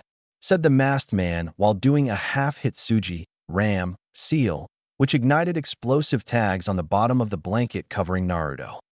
Minato-kun, Naruto, yelled out Kushina as she saw the explosive tags and watched them explode. But before the explosive tags went off, Minato Hiraishin to a safe house that he had set up for such occasions. Thank goodness Naruto wasn't injured, stated Minato with relief. But he felt pain in his right leg, so he looked down and saw that a wooden shrapnel was lodged in his leg. He forced me to use the Hiraishin no Jutsu. His target was Kushina, and he succeeded in separating us, thought Minato as he pulled out the wooden shrapnel from his leg and flung it into the air with one last thought before flashing away again. Got to hurry. He soon arrived at a new location, which is most likely his and Kushina's house of residence. While that was happening on the outskirts of Konohagakure no Sato, the masked man took Kushina to a secluded location and bound her in seals to hold her still. All right, what do you want? Asked Kushina while panting, trying to hold back the Kyuubi with what strength she could without losing consciousness. I'm going to extract the Kyuubi from you and destroy Konoha, stated the masked man with his reply to Kushina's question. No, you can't, said Kushina with a look of fear and shock on her face. Minato's Jikuken ninjutsu, space-time ninjutsu, allows him to move instantly between locations that are marked with jutsu formulas, stated the masked man. Those markings are incorporated into the sealing formula. That way Minato can protect you at all times. But he's far away now. The Kyuubi seal has weakened due to childbirth. Do you know how long I have waited for this moment? The masked man finishes. Safe house. Back at the safe house, Minato puts Naruto down in a bed specially made for him. You'll be safe here, said Minato. Naruto, please be patient, okay? I have to go and rescue your mother right now. Unknown location with Kushina. In the location Kushina is in the masked man finally revealed his eye that is visible through the hole in his mask, which revealed the fabled Sharingan. With his Sharingan, he went into Kushina's seal. "It's you," said the QB as if knowing who the masked man was. It was then that the fox was put into a Jinjutsu by the masked man. Which when the fox was put under the Jinjutsu, the Sharingan appeared within the irises of its eyes. When that happened, the seal degraded even more, releasing the fox from the fabricated mass of stone it was attached to by chains of chakra. On the outside of the seal, a chakra cloak surrounded Kushina, taking the form of a two-tailed fox with the seal completely open, and Kushina's eyes rolled back into her head. The masked man put his hand in a half-ram seal, and then said, "Come on out, Kaibi." And with that, the fox was released from the seal into the world for the first time in over 60 years. Rue howled the fox into the night. With that, the chakra cloak left Kushina, and she fell to the ground in a heap. "Good. Now we will head to Kanahagakure no Sato," said the masked man with a hint of glee in his stoic attitude. Wait, said Kushina quietly as she slowly was able to get up on her hands and knees, getting the masked man's attention. "You Uzumaki are just amazing. You don't die right away when the Biju is extracted," stated the masked man. With that statement, the QB slowly turned its eyes to Kushina. "You were the QB's Jinchuriki, so I will let you die by his hand," said the masked man as the fox completely turned and swung his massive paw-like hand down at Kushina's downed form. The fox looked expectantly, but Kushina was no longer there. He looked up, and with a flash, Minato was standing on top of a tree with Kushina in his arms bridal style. "You really are quick as a flash," said the masked man to Minato. "But you're too late," he finished. Looking up into the tree, Minato and Kushina are in. "Minato, Naruto, is he all right then?" asked Kushina through labored breaths. "Yes, he's fine. He's in a safe place for now," said Minato with a nod. "Good. Minato, that masked man is with the QB. They're heading to the village." "Stop them," stated Kushina through her labored breathing. With that, Minato went into his Hokage mode and flashed away with Kushina in his arms. He flew away. "That's fine, let's get to Kanahagakure no Sato," said the masked man with a smirk hidden beneath his mask. With Kushina and Minato at the safe house. When Minato flashed away from the QB and the masked man, he arrived with Kushina in his arms at the safe house that Naruto is currently in. Minato moved over to Naruto with Kushina in his arms, which got her attention. Why?" she asked. "Never mind, just be with Naruto," said Minato while setting Kushina down next to Naruto. She stared at Naruto with tears welling up in her eyes, while Minato had a solemn look on his face. "Naruto," said Kushina as she lightly hugged him close to her. When she did that, Minato solidified his resolve. He walked over to the wardrobe and opened it. On the inside was a white Haori, high-collared trench coat, with red flames licking the bottom, and the kanji for Yondaime Hokage on the back. He reached in and grabbed it and slipped it on. "Thank you, Minato, and good luck," stated Kushina, still holding onto Naruto. "I'll be right back," said Minato in a voice that showed why he was the Hokage. Konoha. In the village of Kanahagakure, it was a typical night. People out and about having fun, cats out prowling, and people out drinking at bars, enjoying being around their family and loved ones, not knowing of what's to come upon the village. They were all ignorant of that fact, but still continued to have a good night. Walking down the center of Konoha, we find Kakashi, Hitaki, and Mato Guy. "Ugh, look, why don't we just do rock, paper, scissors again?" asked Kakashi, talking to the ever-eccentric Mato Guy. "Oh, come on, there must be something more exciting we can do. And you call yourself my rival," stated Guy as eccentrically serious as possible. "We have to get an early start tomorrow, so let's just take a pass on tonight," stated Kakashi with an eye smile. "A mission is no excuse. I have all this pent-up energy inside me, so there's no better time than right now for some really rigorous training. Honest Takami discipline and hard work will lead us to success in future missions," stated Guy, trying to get Kakashi to train with him in his eccentric training. Noticing Kakashi stop, Guy moved in front of him and said, "Are you even listening to me?" "Forget about that for now," said Kakashi. "Do you sense something strange? As if there was suddenly a dark chill in the air?" questioned Kakashi, his recent years in ENBU kicking in. The only thing that's chilly is your attitude. You must be more hot-blooded, yelled Guy in his unique, eccentric way at Kakashi's blatantly casual attitude. Elsewhere in Konoha, in other parts of the leaf, other people were sensing the imminent chill in the air that came from nowhere from what they know of.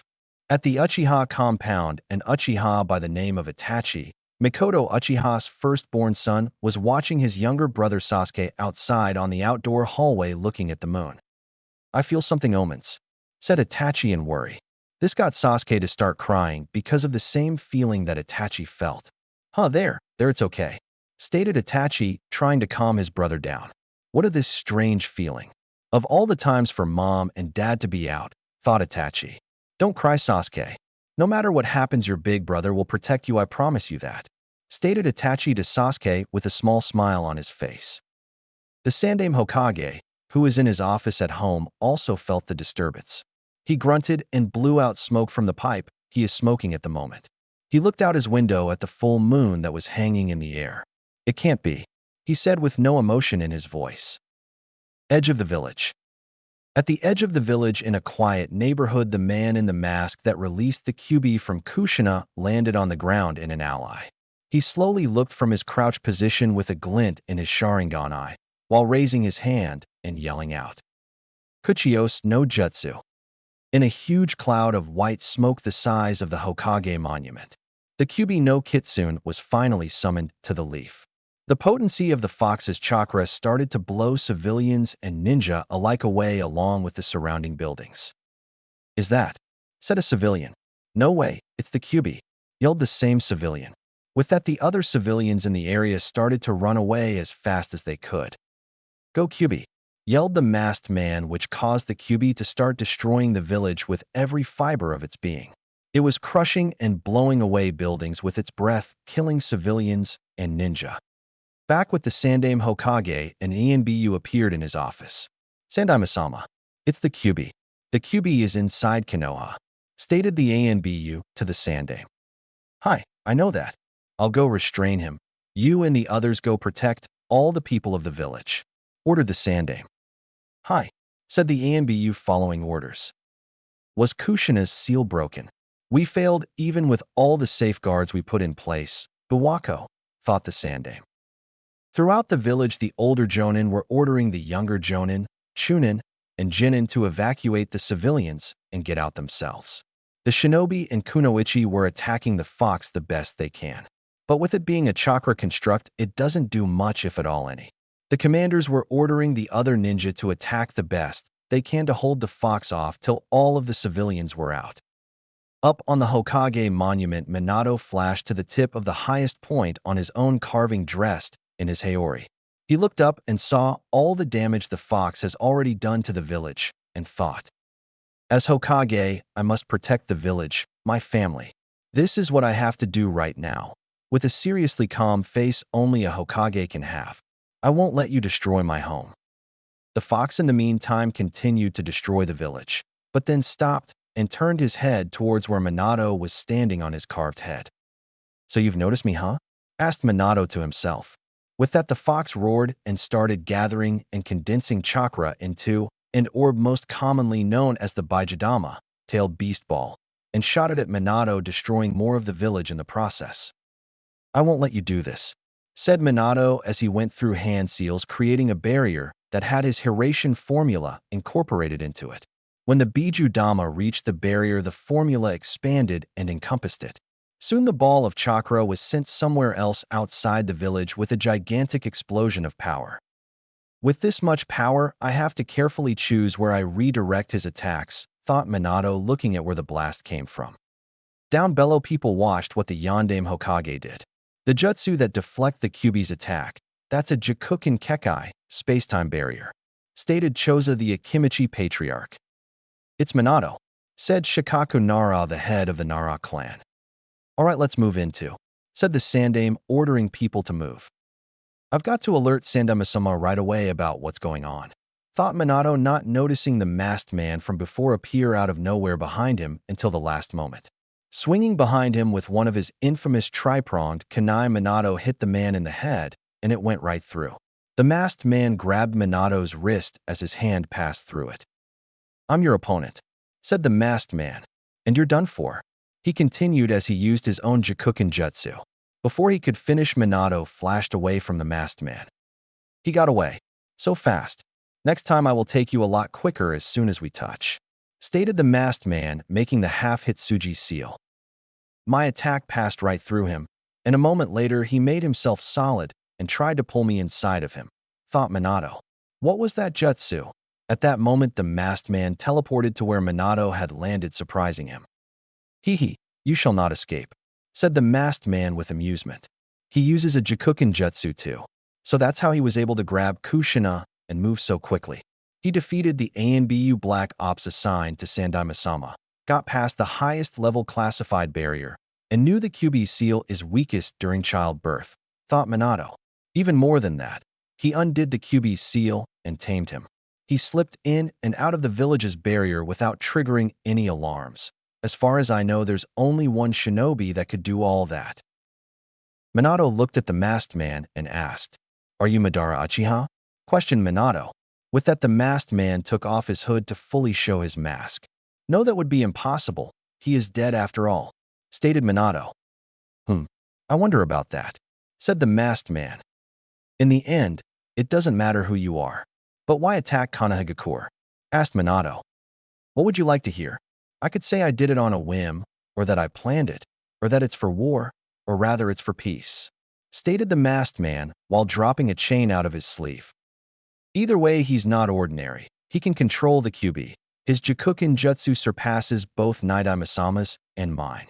And he's got some dangerous ideology. If I don't settle this now, we'll have even bigger problems than the QB. I'd transport myself to the village, but he'll come to the battlefield with me. It'll be chaos. If he's anything like Madara, he can't keep the QB under the Kuchiyose no Jutsu for too long. I have to entrust the village to Sandaime-sama and just take this guy down right here, right now, thought Minato, getting into a battle stance. "Now that I've freed the QB, there is no hope for any of you," yelled the Madara Wantabe while charging at Minato, who started to charge back. Minato lunged forward with his kunai passing right through Madara, while the masked man had a chain trailing behind him. Minato ran into the chain and was almost captured, but flashed away at the last moment to escape the chain. He arrived at a kunai close by while holding the half-Hitsuji seal. My physical attacks have no effect on him, but he makes himself solid when he attacks me. I have to aim for a mutual strike precisely timed. But he knows that he's vulnerable when he attacks, and considering the time remaining on the QB's Kuchiyose no Jutsu, he won't want a likely long battle neither. Whoever attacks an instant quicker than the other will win this battle, thought Minato while the Madara Wantabe was moving slowly back and forth. Then they charged at each other, with Minato throwing his kunai at the man's head and watching it pass through. The masked man was reaching for Minato at the same time. They were closing in on each other now. As soon as the kunai completely passed through the masked man's head with his hand only a few inches away from Minato's arm, Minato created a large Rasengan. Just as the masked man was about to touch Minato, he said, "I win." It was at that moment that Minato flashed to the kunai he threw through the man's head and slammed the Rasengan into the man's back in a split second. Damn it, he flashed himself to his kunai, thought the masked man in pain. "Hiraishin level 2, said Minato as the Rasengan ground deeper into the fake Madara's back, simultaneously planting a Hiraishin seal on his back and destroying the surrounding ground under the man. The man jumped out of the smoke, landing 20 feet away, holding his arm as it disintegrated. "You got me. You really are a slippery one. I never should have let my guard down around you," said the masked man in anger that he had lost. At that moment, Minato flashed to the seal on the fake Madara's back and stabbed him with a kunai in the stomach. "Hiraishin no Jutsu, of course. He must have marked me somewhere," thought the fake Madara. "A contract seal, trying to separate the QB from me?" Stated the fake Madara. "With this, the QB is no longer yours," exclaimed Minato triumphantly. In the village, the QB let howl at finally being freed from the Sharingan-controlled Jinjutsu, as the Sharingan disappeared from the fox's eyes, reverting back to his slit eyes. Even though the fox was no longer being controlled, he still continued attacking the village, destroying and killing wherever his paw-like hands landed. In one part of the destroyed village, one Irika Yumino was with his mother and his father Tsubachi Yumino. "Irika, are you all right?" asked Kiko, Irika's mother. As soon as she finished speaking, she slumped forward into Irika's arms. "Mom, what's the matter?" asked Irika, alarmed at why his mother slumped forward. Then he noticed the cut that went across her back horizontally. "Dad, look, it's Mom, she's been hit," yelled Irika to his father, who was faced towards the QB as it destroyed more buildings. "Why didn't you stay at the shelter, Irika? Leave your mother to me. You hurry up and get out of here now," said Tsubachi. "No, Dad, I'm not just going to run away and leave you and Mom behind here. I'm going to stay and protect Mom," yelled Irika to his father, trying to get him to let him stay. "Don't you dare push me, son. It's a parent's duty to protect their children," yelled back Tsubachi, trying to get his son to see reason, even though Irika didn't want to. A little ways away on top of a building stood the Sandaime Hokage with a platoon of shinobi from ANBU to the regular Jonin. "We have to protect the village.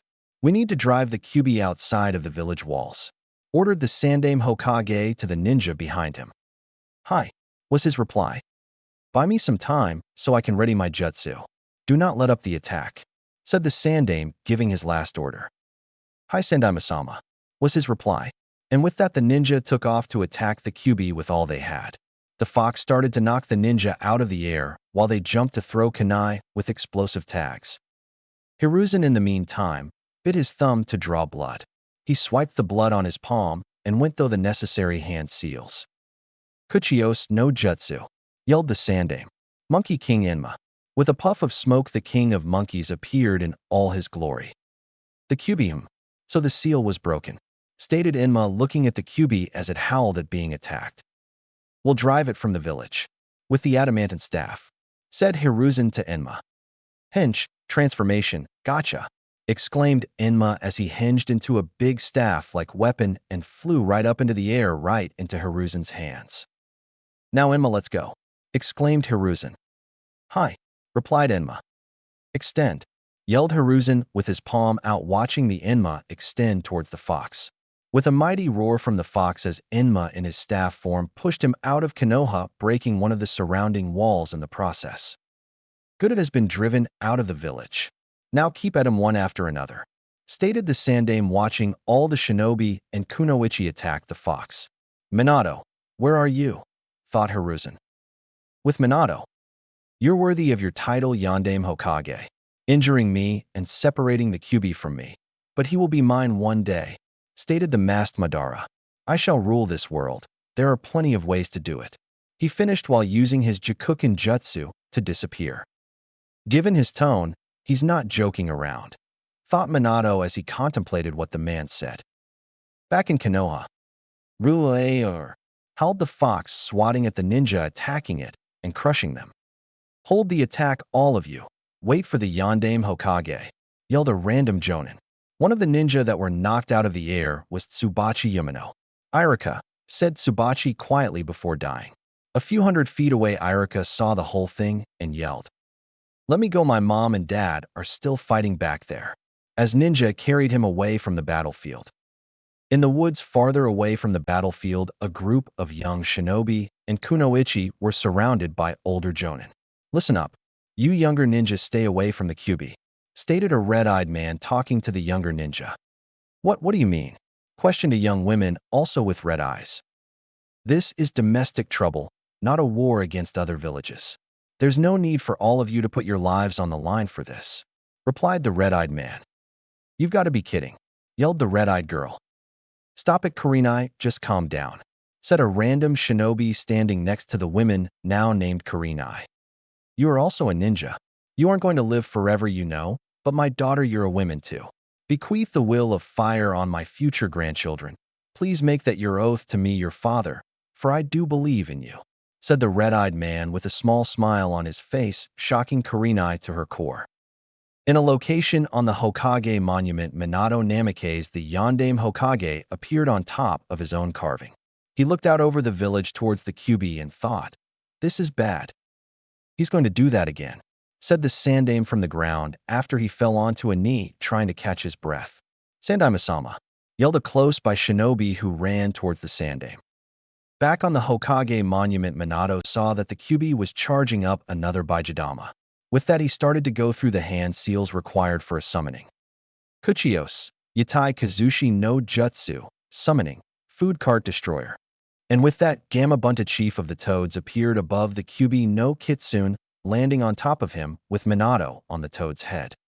"Is that?" said the Sandame, with the shinobi standing next to him finishing for him. "The Yondaime Hokage," yelled that ninja. "I shall rule this world," was Minato's thoughts of what the fake Madara said. "Kushina, forgive me," was Minato's last thought before yelling down to Gamabunta. "Hold the Kyuubi just for a little while longer. I'll give it my best, but that's going to be tough even for me," said Gamabunta, forcing the fox down to the ground. "I'm going to need a lot of chakra to transport such a large object away," said Minato to himself. With that, Minato built up his chakra to get the amount he needed to transport the fox away, which was currently still building up the Baijidama. Just as the fox closed his large maw over the ball of chakra, he was whisked away from the battlefield by Minato. "Minato, he transported the Kyuubi with him," said the Sandame in shock of what his successor did. "Over there," yelled one ninja, pointing in the horizon at the large ball of light caused by the Baijidama exploding. With Minato and the fox. Where the fox appeared is a now destroyed house that looked like it was beautiful just before the arrival of the fox and his Baijidama. A short ways away, Minato appeared carrying his son, Naruto, and his wife Kushina, panting while crouched because of the amount of chakra he used to transport the fox with his Hirashin no Jutsu. "I must erect a barrier now," said Minato the thought, "but I don't have much chakra." "I can still do it, Minato," stated Kushina while looking at Minato. She then concentrated on her chakra with a bit of effort.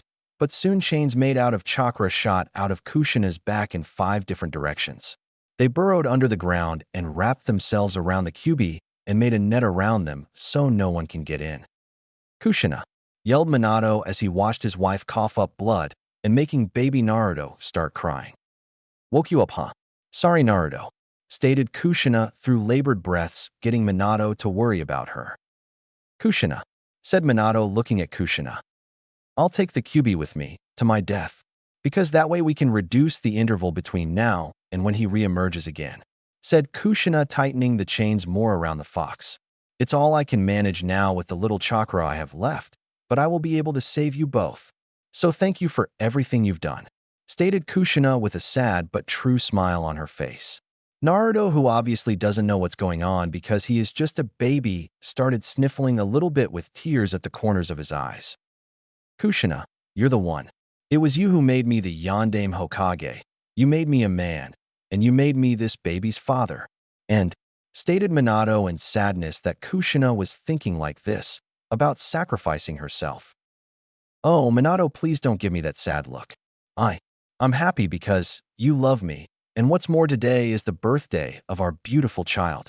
But most of all, if I were imagine me alive and our future, the 3 of us together as a family, I can't really picture us just being anything but truly happy," said Kushina while Minato took her words in stride and started to cry. "I guess if I were allowed just one regret, I wish I could have seen Naruto all grown up. I wish I could have seen." Kushina tried to finish but was interrupted by Minato. "Kushina, there's no need for you to die in order to kill the Kyuubi.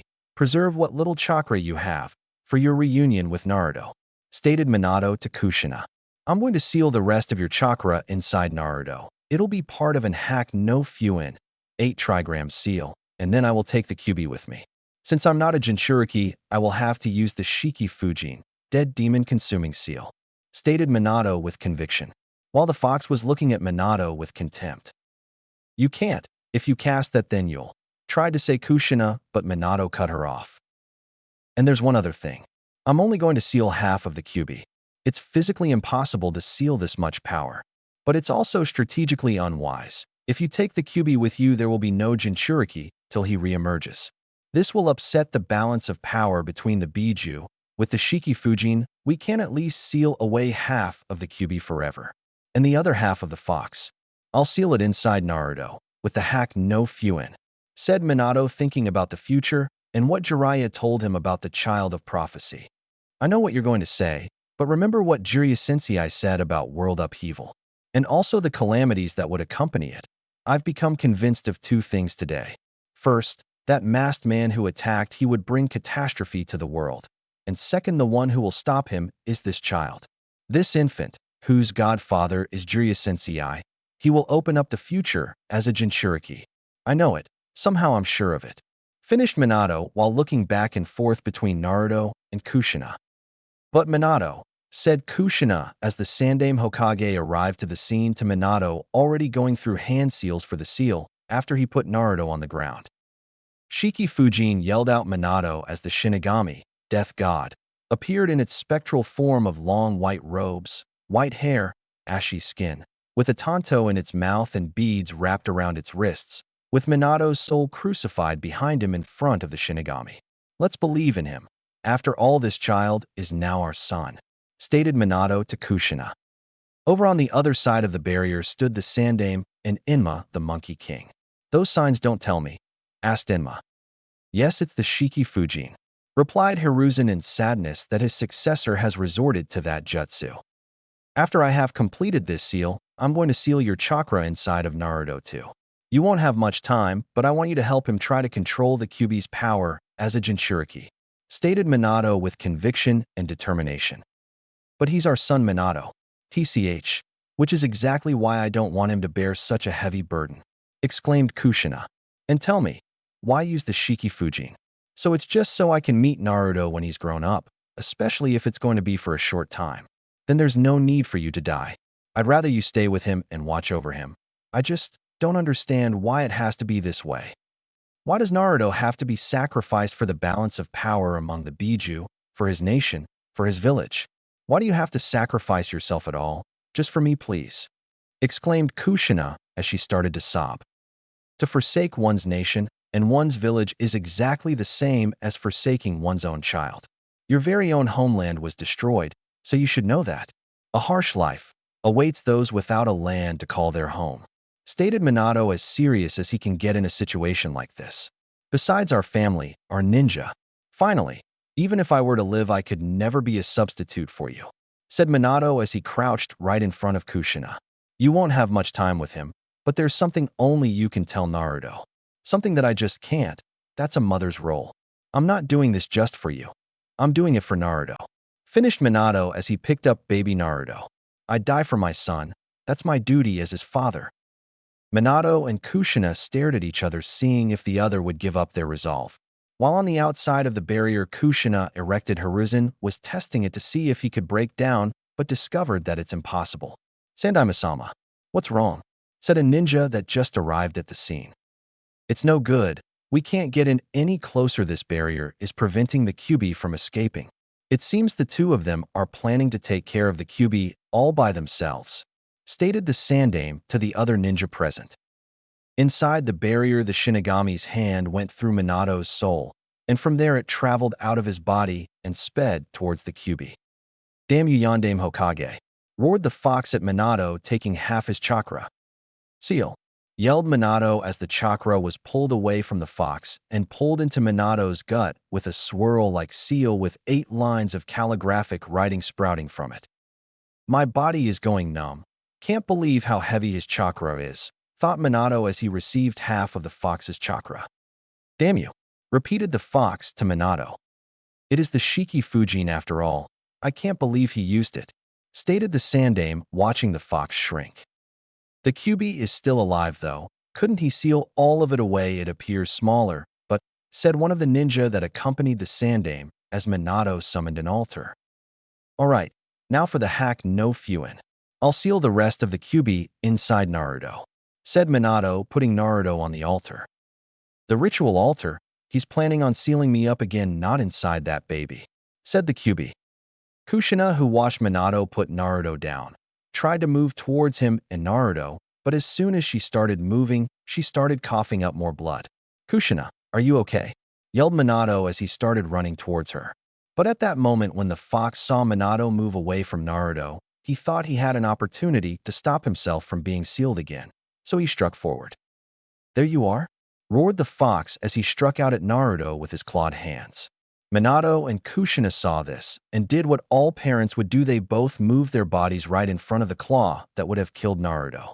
The claw only coming to about 4 inches away from little Naruto, a drop of his parents' blood landing on his little chest. I said I was his father. Dying for him is my duty, stated Minato to Kushina as he looked at her. Yes, but I'm his mother, it's mine too, replied Kushina. On the outside of the barrier, Hiruzen had a hard time making out what was going on, but figured it out. There's a child in there too, stated the Sandaime. Yes, and they saved it, said one of the accompanying ninja. Why you? Yelled the fox, enraged at not being able to kill its next host. I think this may be the first time that I've lost an argument. I guess it proves just how serious you are about doing this, Kushina told Minato.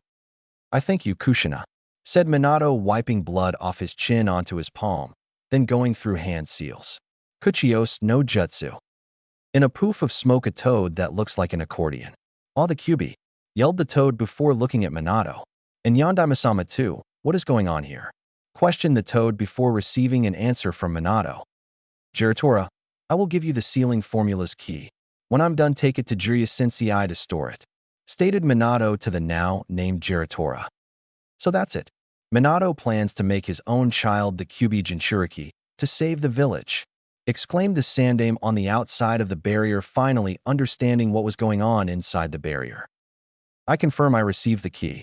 Alright, I'm off now, said the toad, disappearing in a poof of smoke. And now we're safe, said Minato as the Shinigami licked the Tanto blade it pulled out of its mouth. Kushina, I'm not going to last much longer. I'll start the hack no Fuin right now. I still want to put some of my chakra in Naruto. We won't see him for quite a while, so let's tell him what we want to say, Minato said to Kushina, inciting her to start speaking to Naruto. Naruto, don't be a picky eater. Just eat a lot so you grow up big and strong. And make sure you bathe every day, and you stay warm too. Also, don't stay up till late. Make sure you get plenty of sleep. Don't forget to make friends as well. You don't need a ton of them, okay? Just a few is fine as long as they're ones you can really trust. And your mom wasn't very good at this. Make sure you study hard and learn your ninjutsu. Always remember everyone is good at some things and not so good at others. So even if something doesn't go well, don't get depressed, okay? When you're at the academy, respect your teachers and the other classmen. Oh, now this is important. Regarding the 3 prohibitions of the shinobi. Be extra careful about lending and borrowing money. Take your pay, put it in a savings account. No alcohol. Not until you have aged. Too much sake is bad for you, so practice moderation. And another prohibition is women. Remember, I am one, so I don't know too much about it. TCH. Keep in mind this world is made up of men and women. And so, at some point you will notice girls, and that's normal. Just be careful and don't fall for the bad ones. Just go out there and find someone that's like me. Oh, that reminds me. Speaking of the 3 prohibitions, you should be wary of Jiraiya Sensei Databang, said Kushina with labored breaths. Naruto, I'm sorry to say there will be plenty of hardships and painful times ahead. Just be true to yourself. Make sure to have dreams and the confidence to make those dreams come true. Oh, Naruto, there's so much, oh so much more. There are so many things I wish I had time to pass on to you. So much more I want to tell you. I wish I could stay with you longer. I love you. Finished a crying Kushina to Naruto. Minato, I'm sorry I used up your time, exclaimed Kushina to Minato, thinking he was mad at her for using up the time he had left. No, it's all right. Naruto, my words to you. Oh, I guess your talkative mom said it all. Hack no Fuin, said Minato, and that was the end of his and Kushina's life and the beginnings of a legends. Konohagakure no Sato 1 week later. It has been a week since that night. A week since Konohagakure no Sato, otherwise known as the village hidden amongst the leaves, was attacked by the Kyubi no Kitsune, 9-tailed fox. Many people, ninja and civilian alike, were killed that night, but Konoha's most tragic loss was that of the Yondaime Hokage Minato Namikaze. And because of that, the now reinstated Sandaime Hokage Hiruzen Sarutobi was in a predicament, with the death of his successor not only leaving his newborn son Naruto Uzumaki orphaned, but also a Jinchuriki. But this was not the only predicament. His, Hiruzen's, teammates, the councils, and his childhood best friend were being what all male Naras say everything is troublesome. Flashback, Hokage office 4 days ago. 3 days since the attack.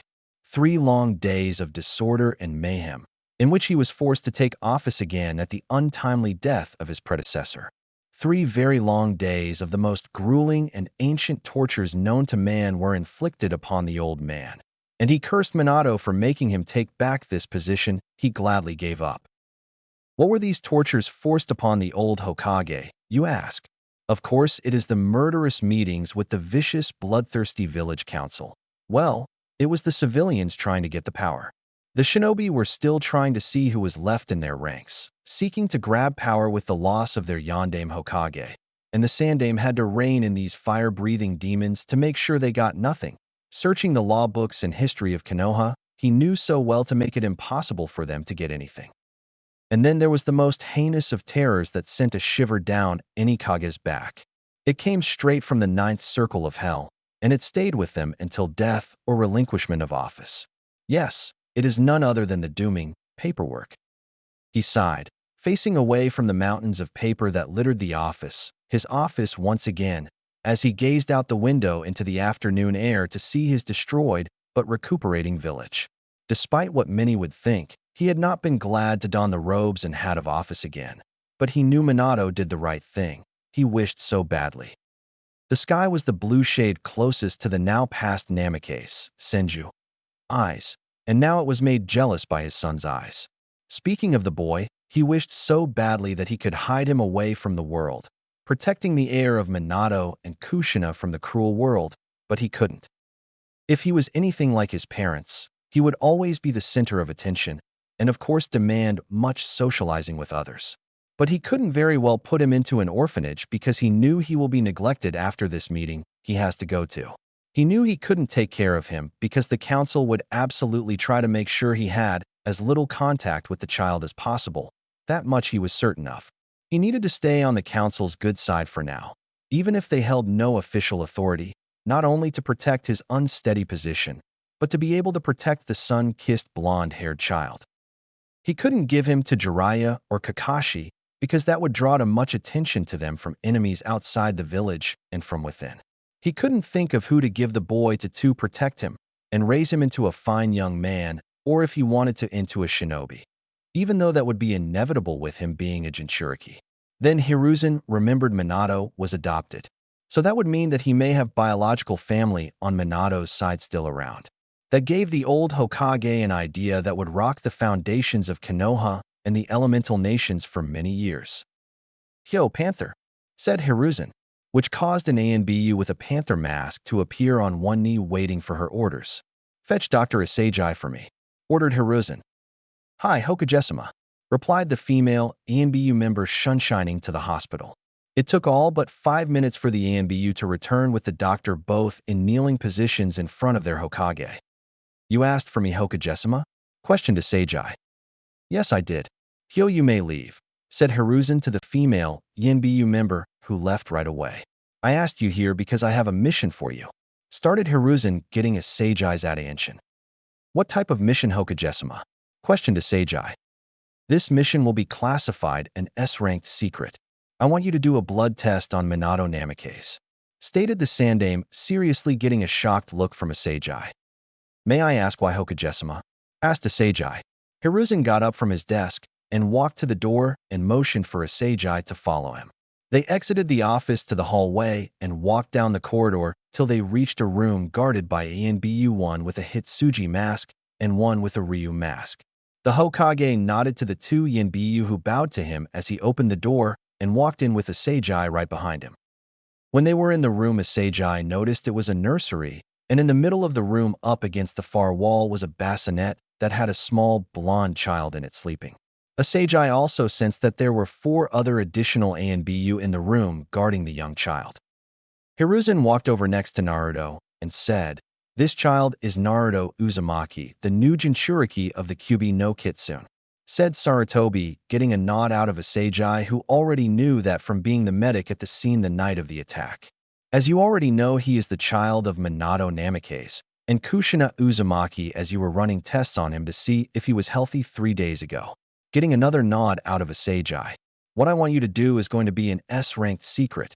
I want you to run a test on Minato's blood and run it against any and all DNA samples possible in the Konoha medical database, informed Saratobi, getting a shocked look from Asagi. But sir, the database is a collection of all medical records from around Hai no Kuni, which numbers in the millions, stated Asagi, getting a nod from Hiruzen. Yes, that is true, but I want you to only do Konoha's ninja database, said Hiruzen, smirking with amusement, getting an embarrassed chuckle from Asagi as she rubbed the back of her head. I knew that, replied Asagi, getting an amused chuckle out, the old Hokage. After that short stint of amusement, the Hokage and Asagi got serious. Once more they both were looking at baby Naruto, which caused a question to pop into Asagi's head. Hokage-sama, may I ask why you want me to do this? I want you to do this because I believe one of Minato's biological parents are still out there in the world. And another thing is I don't want and can't let Naruto be uncared for without someone around to protect him from the people in this village that will try to use him for their own goals. Danzo, finished Saratobi, looking at Asagi, seriously expecting a reply. With her Hokage's finished explanation, Asagi got a determined look on her face, bowed to him, and said, Hi, Hokage-sama. I will do my best to find out if young Naruto's grandparents are still alive, but it will take a few days to get through them all, sir. That's fine. Now if you would excuse me, I have a meeting with the councils to tell them about Naruto and to listen to them bicker about everything, said the Sandai, motioning for one of his ANBU guards to pick up Naruto and bring him with. As soon as Hiruzen left the room, Asagi swore silently to Naruto that she would find his family at all costs, and left right after her Hokage to complete her mission. Council Chamber with Saratobi. The walk to the council chambers was long and dark in his mind. Rubbing the bridge of his nose, he collected himself before having to go to yet another meeting, this time bringing news of Naruto to them. He had every viable speech ready, every loophole checked, and ready to answer any question they had. It would be the most prepared battle in his life. As he came close the magnificent building which at times is the home of the daimyo of Hai no Kuni, when he is here in Konoha, he saw that his ANBU guard had separated. Two watching over baby Naruto had moved ahead to the chamber doors, while two stayed behind to watch over him. Soon all of them were guarding him once again. The one of the ANBU that was female Tori, Bird, was holding a sleeping Naruto gently while rocking him back and forth silently, keeping baby Naruto calm and asleep, his lungs gasping for a little air when he shifted in Tori's arms, before she continued in a slow pattern. The Hokage smiled gently, running a hand through the already formed small blonde spikes, and they were soft and silky despite their appearance. With a nod to the four ANBU, he headed into the room first, knowing other ANBU were well hidden for means of protection. The round table had already been filled with the shinobi clan heads, except the chairs of the Senju, Uzumaki, and Hitaki, along with many other respectable jonin and prominent civilians that made up the village council, and Danzo, the ex-ANBU commander. They all turned to him, either bowing or nodding their heads to show full respect, or at least some form of respect. He made his way to his chair and sat without any prompt with the four ANBU behind him, though the one with Naruto in her arms was more hidden than the other three. Saratobi spoke gravely. Not many of you know what really happened the night the Kyuubi no Kitsune attacked, so I will give you the bare details. Minato-kun had no other choice than to seal the Kyuubi into a human child, making the boy a Jinchuriki. As his dying request, the Yondaime asked that everyone in Konoha sees this child as a hero, because he was sacrificed to be the bearer and prison of the Kyuubi, protecting us with his very life. With that, Tori stepped forward, showing the room the blonde whisker-marked child. Gasps were heard around the room, and then muttering. Then the opposition came. It came first, naturally, from one of the civilians. Kill it now, before the demon breaks out.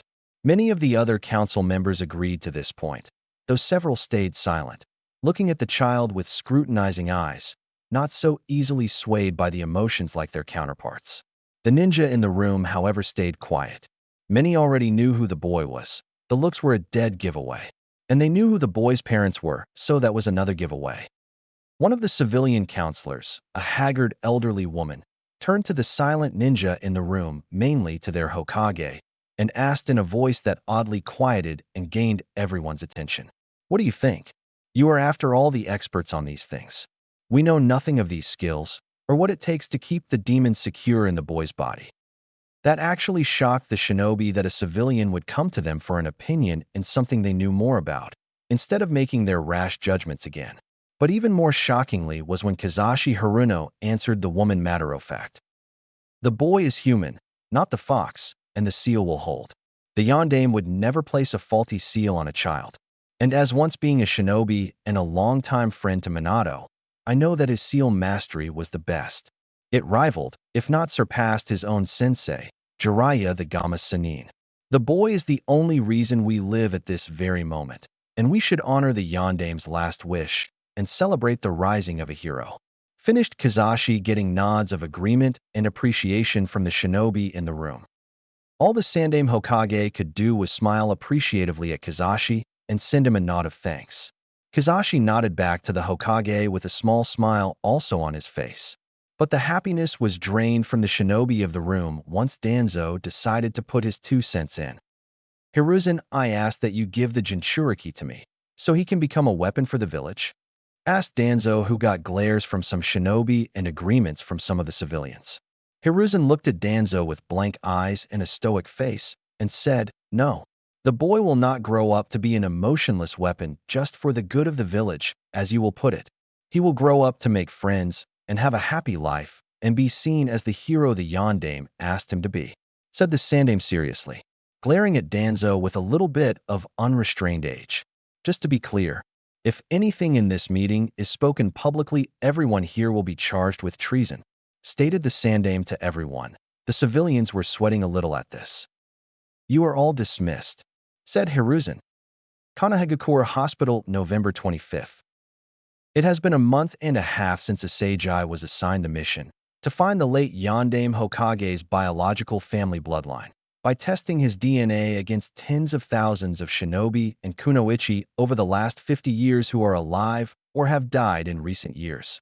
When a Seijai started the search, she started with the civilians who have become ninja 50 years ago and moved through to the shinobi clans year by year. So far she has made it through 49 years, which was during the first shinobi world war leading up to the second, aligning with Minato Namikaze's date of birth. Some of the DNA samples that were stored were not stored properly, so they were deteriorating for quite some time before she found them. Though it was not much to ruin them, but it was enough to make it take longer to match the DNA samples up for the overall results of the tests. At the start, she thought about looking at the results pinging on the computer that was scanning the genetics database, but decided to put it off till it was finished with the entire database. Now, a month and a half later, it is almost complete with only a few hundred more samples to go, which would only take up to an hour to finish. As the hour passed by, a Seijai was getting excited. She didn't know why, but she had to guess it had to do with it almost being done, or that she would be able to figure out who her Yondaime Hokage's parents are. She could only guess. As the hour finished, the machine doing the tests slowed to a stop. When it stopped, a Seijai finally pulled the result sheet with all the results listed on it full of the matches. She started to look over it and noticed a consistency in the results. They all had the one gene that was the same, but 2 of them stood out the most. She looked through the list that was on the computer screen of those 2 DNA samples and was even more surprised and dumbfounded. She quickly got up and left the genetics laboratory of the hospital to go report to the Hokage of her findings. Hokage's office. Hiruzen Sarutobi, the Sandaime Hokage, thought that today would be a normal day. A normal day of doing paperwork and dealing with his advisors Hamura Mido Kato, Kohori Udatane, and Danzo Shimura. They became even more annoying than before he chose Minato as the next Hokage, especially now when it comes to the village's Jinchuriki, Naruto Uzumaki. A little over a month ago, he ordered his best medic Nina Seijai, aside from Tsunade, who isn't here at the moment, to run DNA tests to find out who his successor's parents are. As he continued his work on the paperwork, he heard a few hurried raps on his office door. Come in, said the Sandaime, taking a puff off the pipe in his mouth. As he was doing that, a Seijai barged into the room, panting a little bit from running here, but also because she was excited. Hokage-sama, said a Seijai with a bow to her Hokage. The DNA results have come in, she said a little bit too loudly in her excitement. The Sandaime had a surprised look on his face for a second, then let out a chuckle. Hee hee, that is wonderful news, exclaimed the Sandaime. May I see the results? With that, a Seijai handed him the result sheet. Hiruzen looked over it and was absolutely dumbfounded with what he saw. He looked up at Asagi with a serious face and said with no emotion, "Is this accurate?" Yes. Hokagesima, the machine used to determine the DNA, has an accuracy of 99% match rates. This is as accurate as it can get, stated Asagi with her own serious and emotionless voice. The Hokage looked at the list as he reread the two matches marked as highest percent matchup for Minato's parents. It read maternal parent 99% match, Tsunade Senju, paternal parent 99% match, Jiraiya. This would explain why Tsunade left all those years ago and confirmed Hiruzen's suspicions all those years ago. As Hiruzen reread again and again, he also noticed that Jiraiya's genes had some marks that were identical to Tsunade's. But not only hers, all the people listed on here. He figured it was a clan trait, so to speak. But if it was a clan trait, why would Jiraiya have it? As Hiruzen scanned over the list some more, he noticed that Jiraiya's genes matched up to two other people on the list. One being surprising enough, the Nidaime Hokage Tobirama Senju, and the other must have been Tobirama's illegitimate daughter, which would explain why Jiraiya wasn't born into the Senju clan like Tsunade. As Hiruzen was finishing reading it again for a third time, he got a determined look on his face and said with authority and power, "ENBU." With that, a squad 4 ANBU captains were in charge of guarding him appeared in a kneeling position. "I am giving you all and your teams an A-rank mission to find Tsunade Senju and bring her back to the village on my orders. Search high and low for her. Go." "Hi," said the YNBU captains, going to gather their teams for this mission. As soon as the YNBU left, Hiruzen bit his thumb and swiped it on his palm, then started to go through hand seals. When he finished, he slammed his palm onto the floor of his office. Ninpo, Kuchios no Jutsu, Ninja Art, Summoning Jutsu. With a burst of white smoke, a small monkey appeared with a Konoha headband wrapped around its forehead. "What is your order, Hiruzen-sama?" questioned the small monkey with a slight bow. "I need you to go to MT Mayaboku and request to the Toad Elders to have Jiraiya return to the village as soon as he can," stated the Sandaime. "Hi, Hiruzen-sama, right away," said the little monkey as he disappeared in a cloud of smoke. Hiruzen then looked up to Asagi, who has stayed quiet till now, with a small smile. "You may leave, Asagi-san. Thank you for your work. Have some time off too. And don't forget, do not tell anyone of this till I talk to Tsunade and Jiraiya about this. Is that understood?" said the Sandaime to Asagi. "Hi, Hokagesima," said Asagi with a bow and left the room. Hiruzen turned to the window and looked out to the far reaches of the village, admiring it along with the fall weather. This is going to be an interesting next couple of years for the village. Somewhere in Hino-Kuni 1 week later. In a casino somewhere in Hino-Kuni sat a blonde-haired woman in the style of two pigtails, wearing a green hori with the kanji for gamble on the back. This woman's name was Tsunade Senju, the granddaughter of the Shodaime Hokage, Hashirama Senju, and was also part of the Densetsu no Sannin, legendary 3 ninja. As she was playing, she had an ominous feeling come over her, which was at the moment when she went and pulled the lever for machine down to start another spin. Not more than 30 seconds later, Tsunade got 3 straight money signs in a row that represented the casino's jackpot. As soon as she hit the jackpot, Tsunade started to frown deeply. She knew that something has happened or something is going to happen, so she quickly collected her winnings and left the casino to her hotel to collect her late lover's niece Shizun. As she reached her hotel and went up to her room, she opened the door. "Shizun," yelled Tsunade. "We are leaving." Shizun, who had been in the bathroom at the time, came out in only a bathrobe and looked at her master and said, "Hi, Tsunade-sama," as she started changing into her traveling kimono. They soon finished packing 30 minutes later and were on their way to check out of the hotel and leave the town.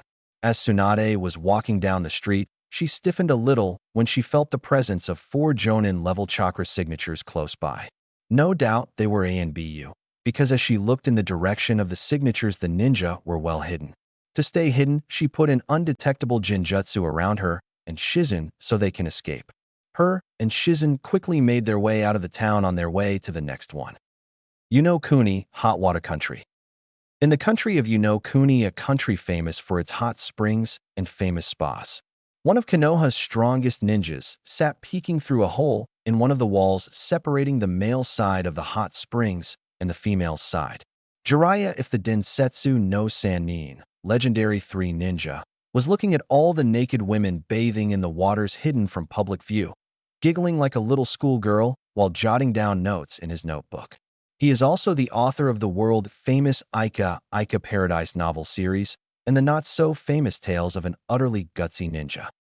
As he was doing that, a small toad appeared in a poof of smoke next to him, croaking, waiting for Jiraiya to acknowledge him. Jiraiya looked to the small toad and sighed. "What is it?" Jiraiya asked the small toad, who croaked, then started to speak. "The elders received a message from the monkey clan requesting that you return to Konoha as soon as you can," croaked out the toad, making Jiraiya wonder what his sensei wanted to urgently. "Okay, go tell Saratobi Sensei that I will be back in the village after I check on my spy network," said Jiraiya to the small toad. The small toad croaked in acknowledgement and then poofed away back to Mt. Mayaboku. Jiraiya turned back to his notepad with a small frown, thinking about what it could be that his sensei would want, but shrugged it off till he got back to the village within the next few months to a year.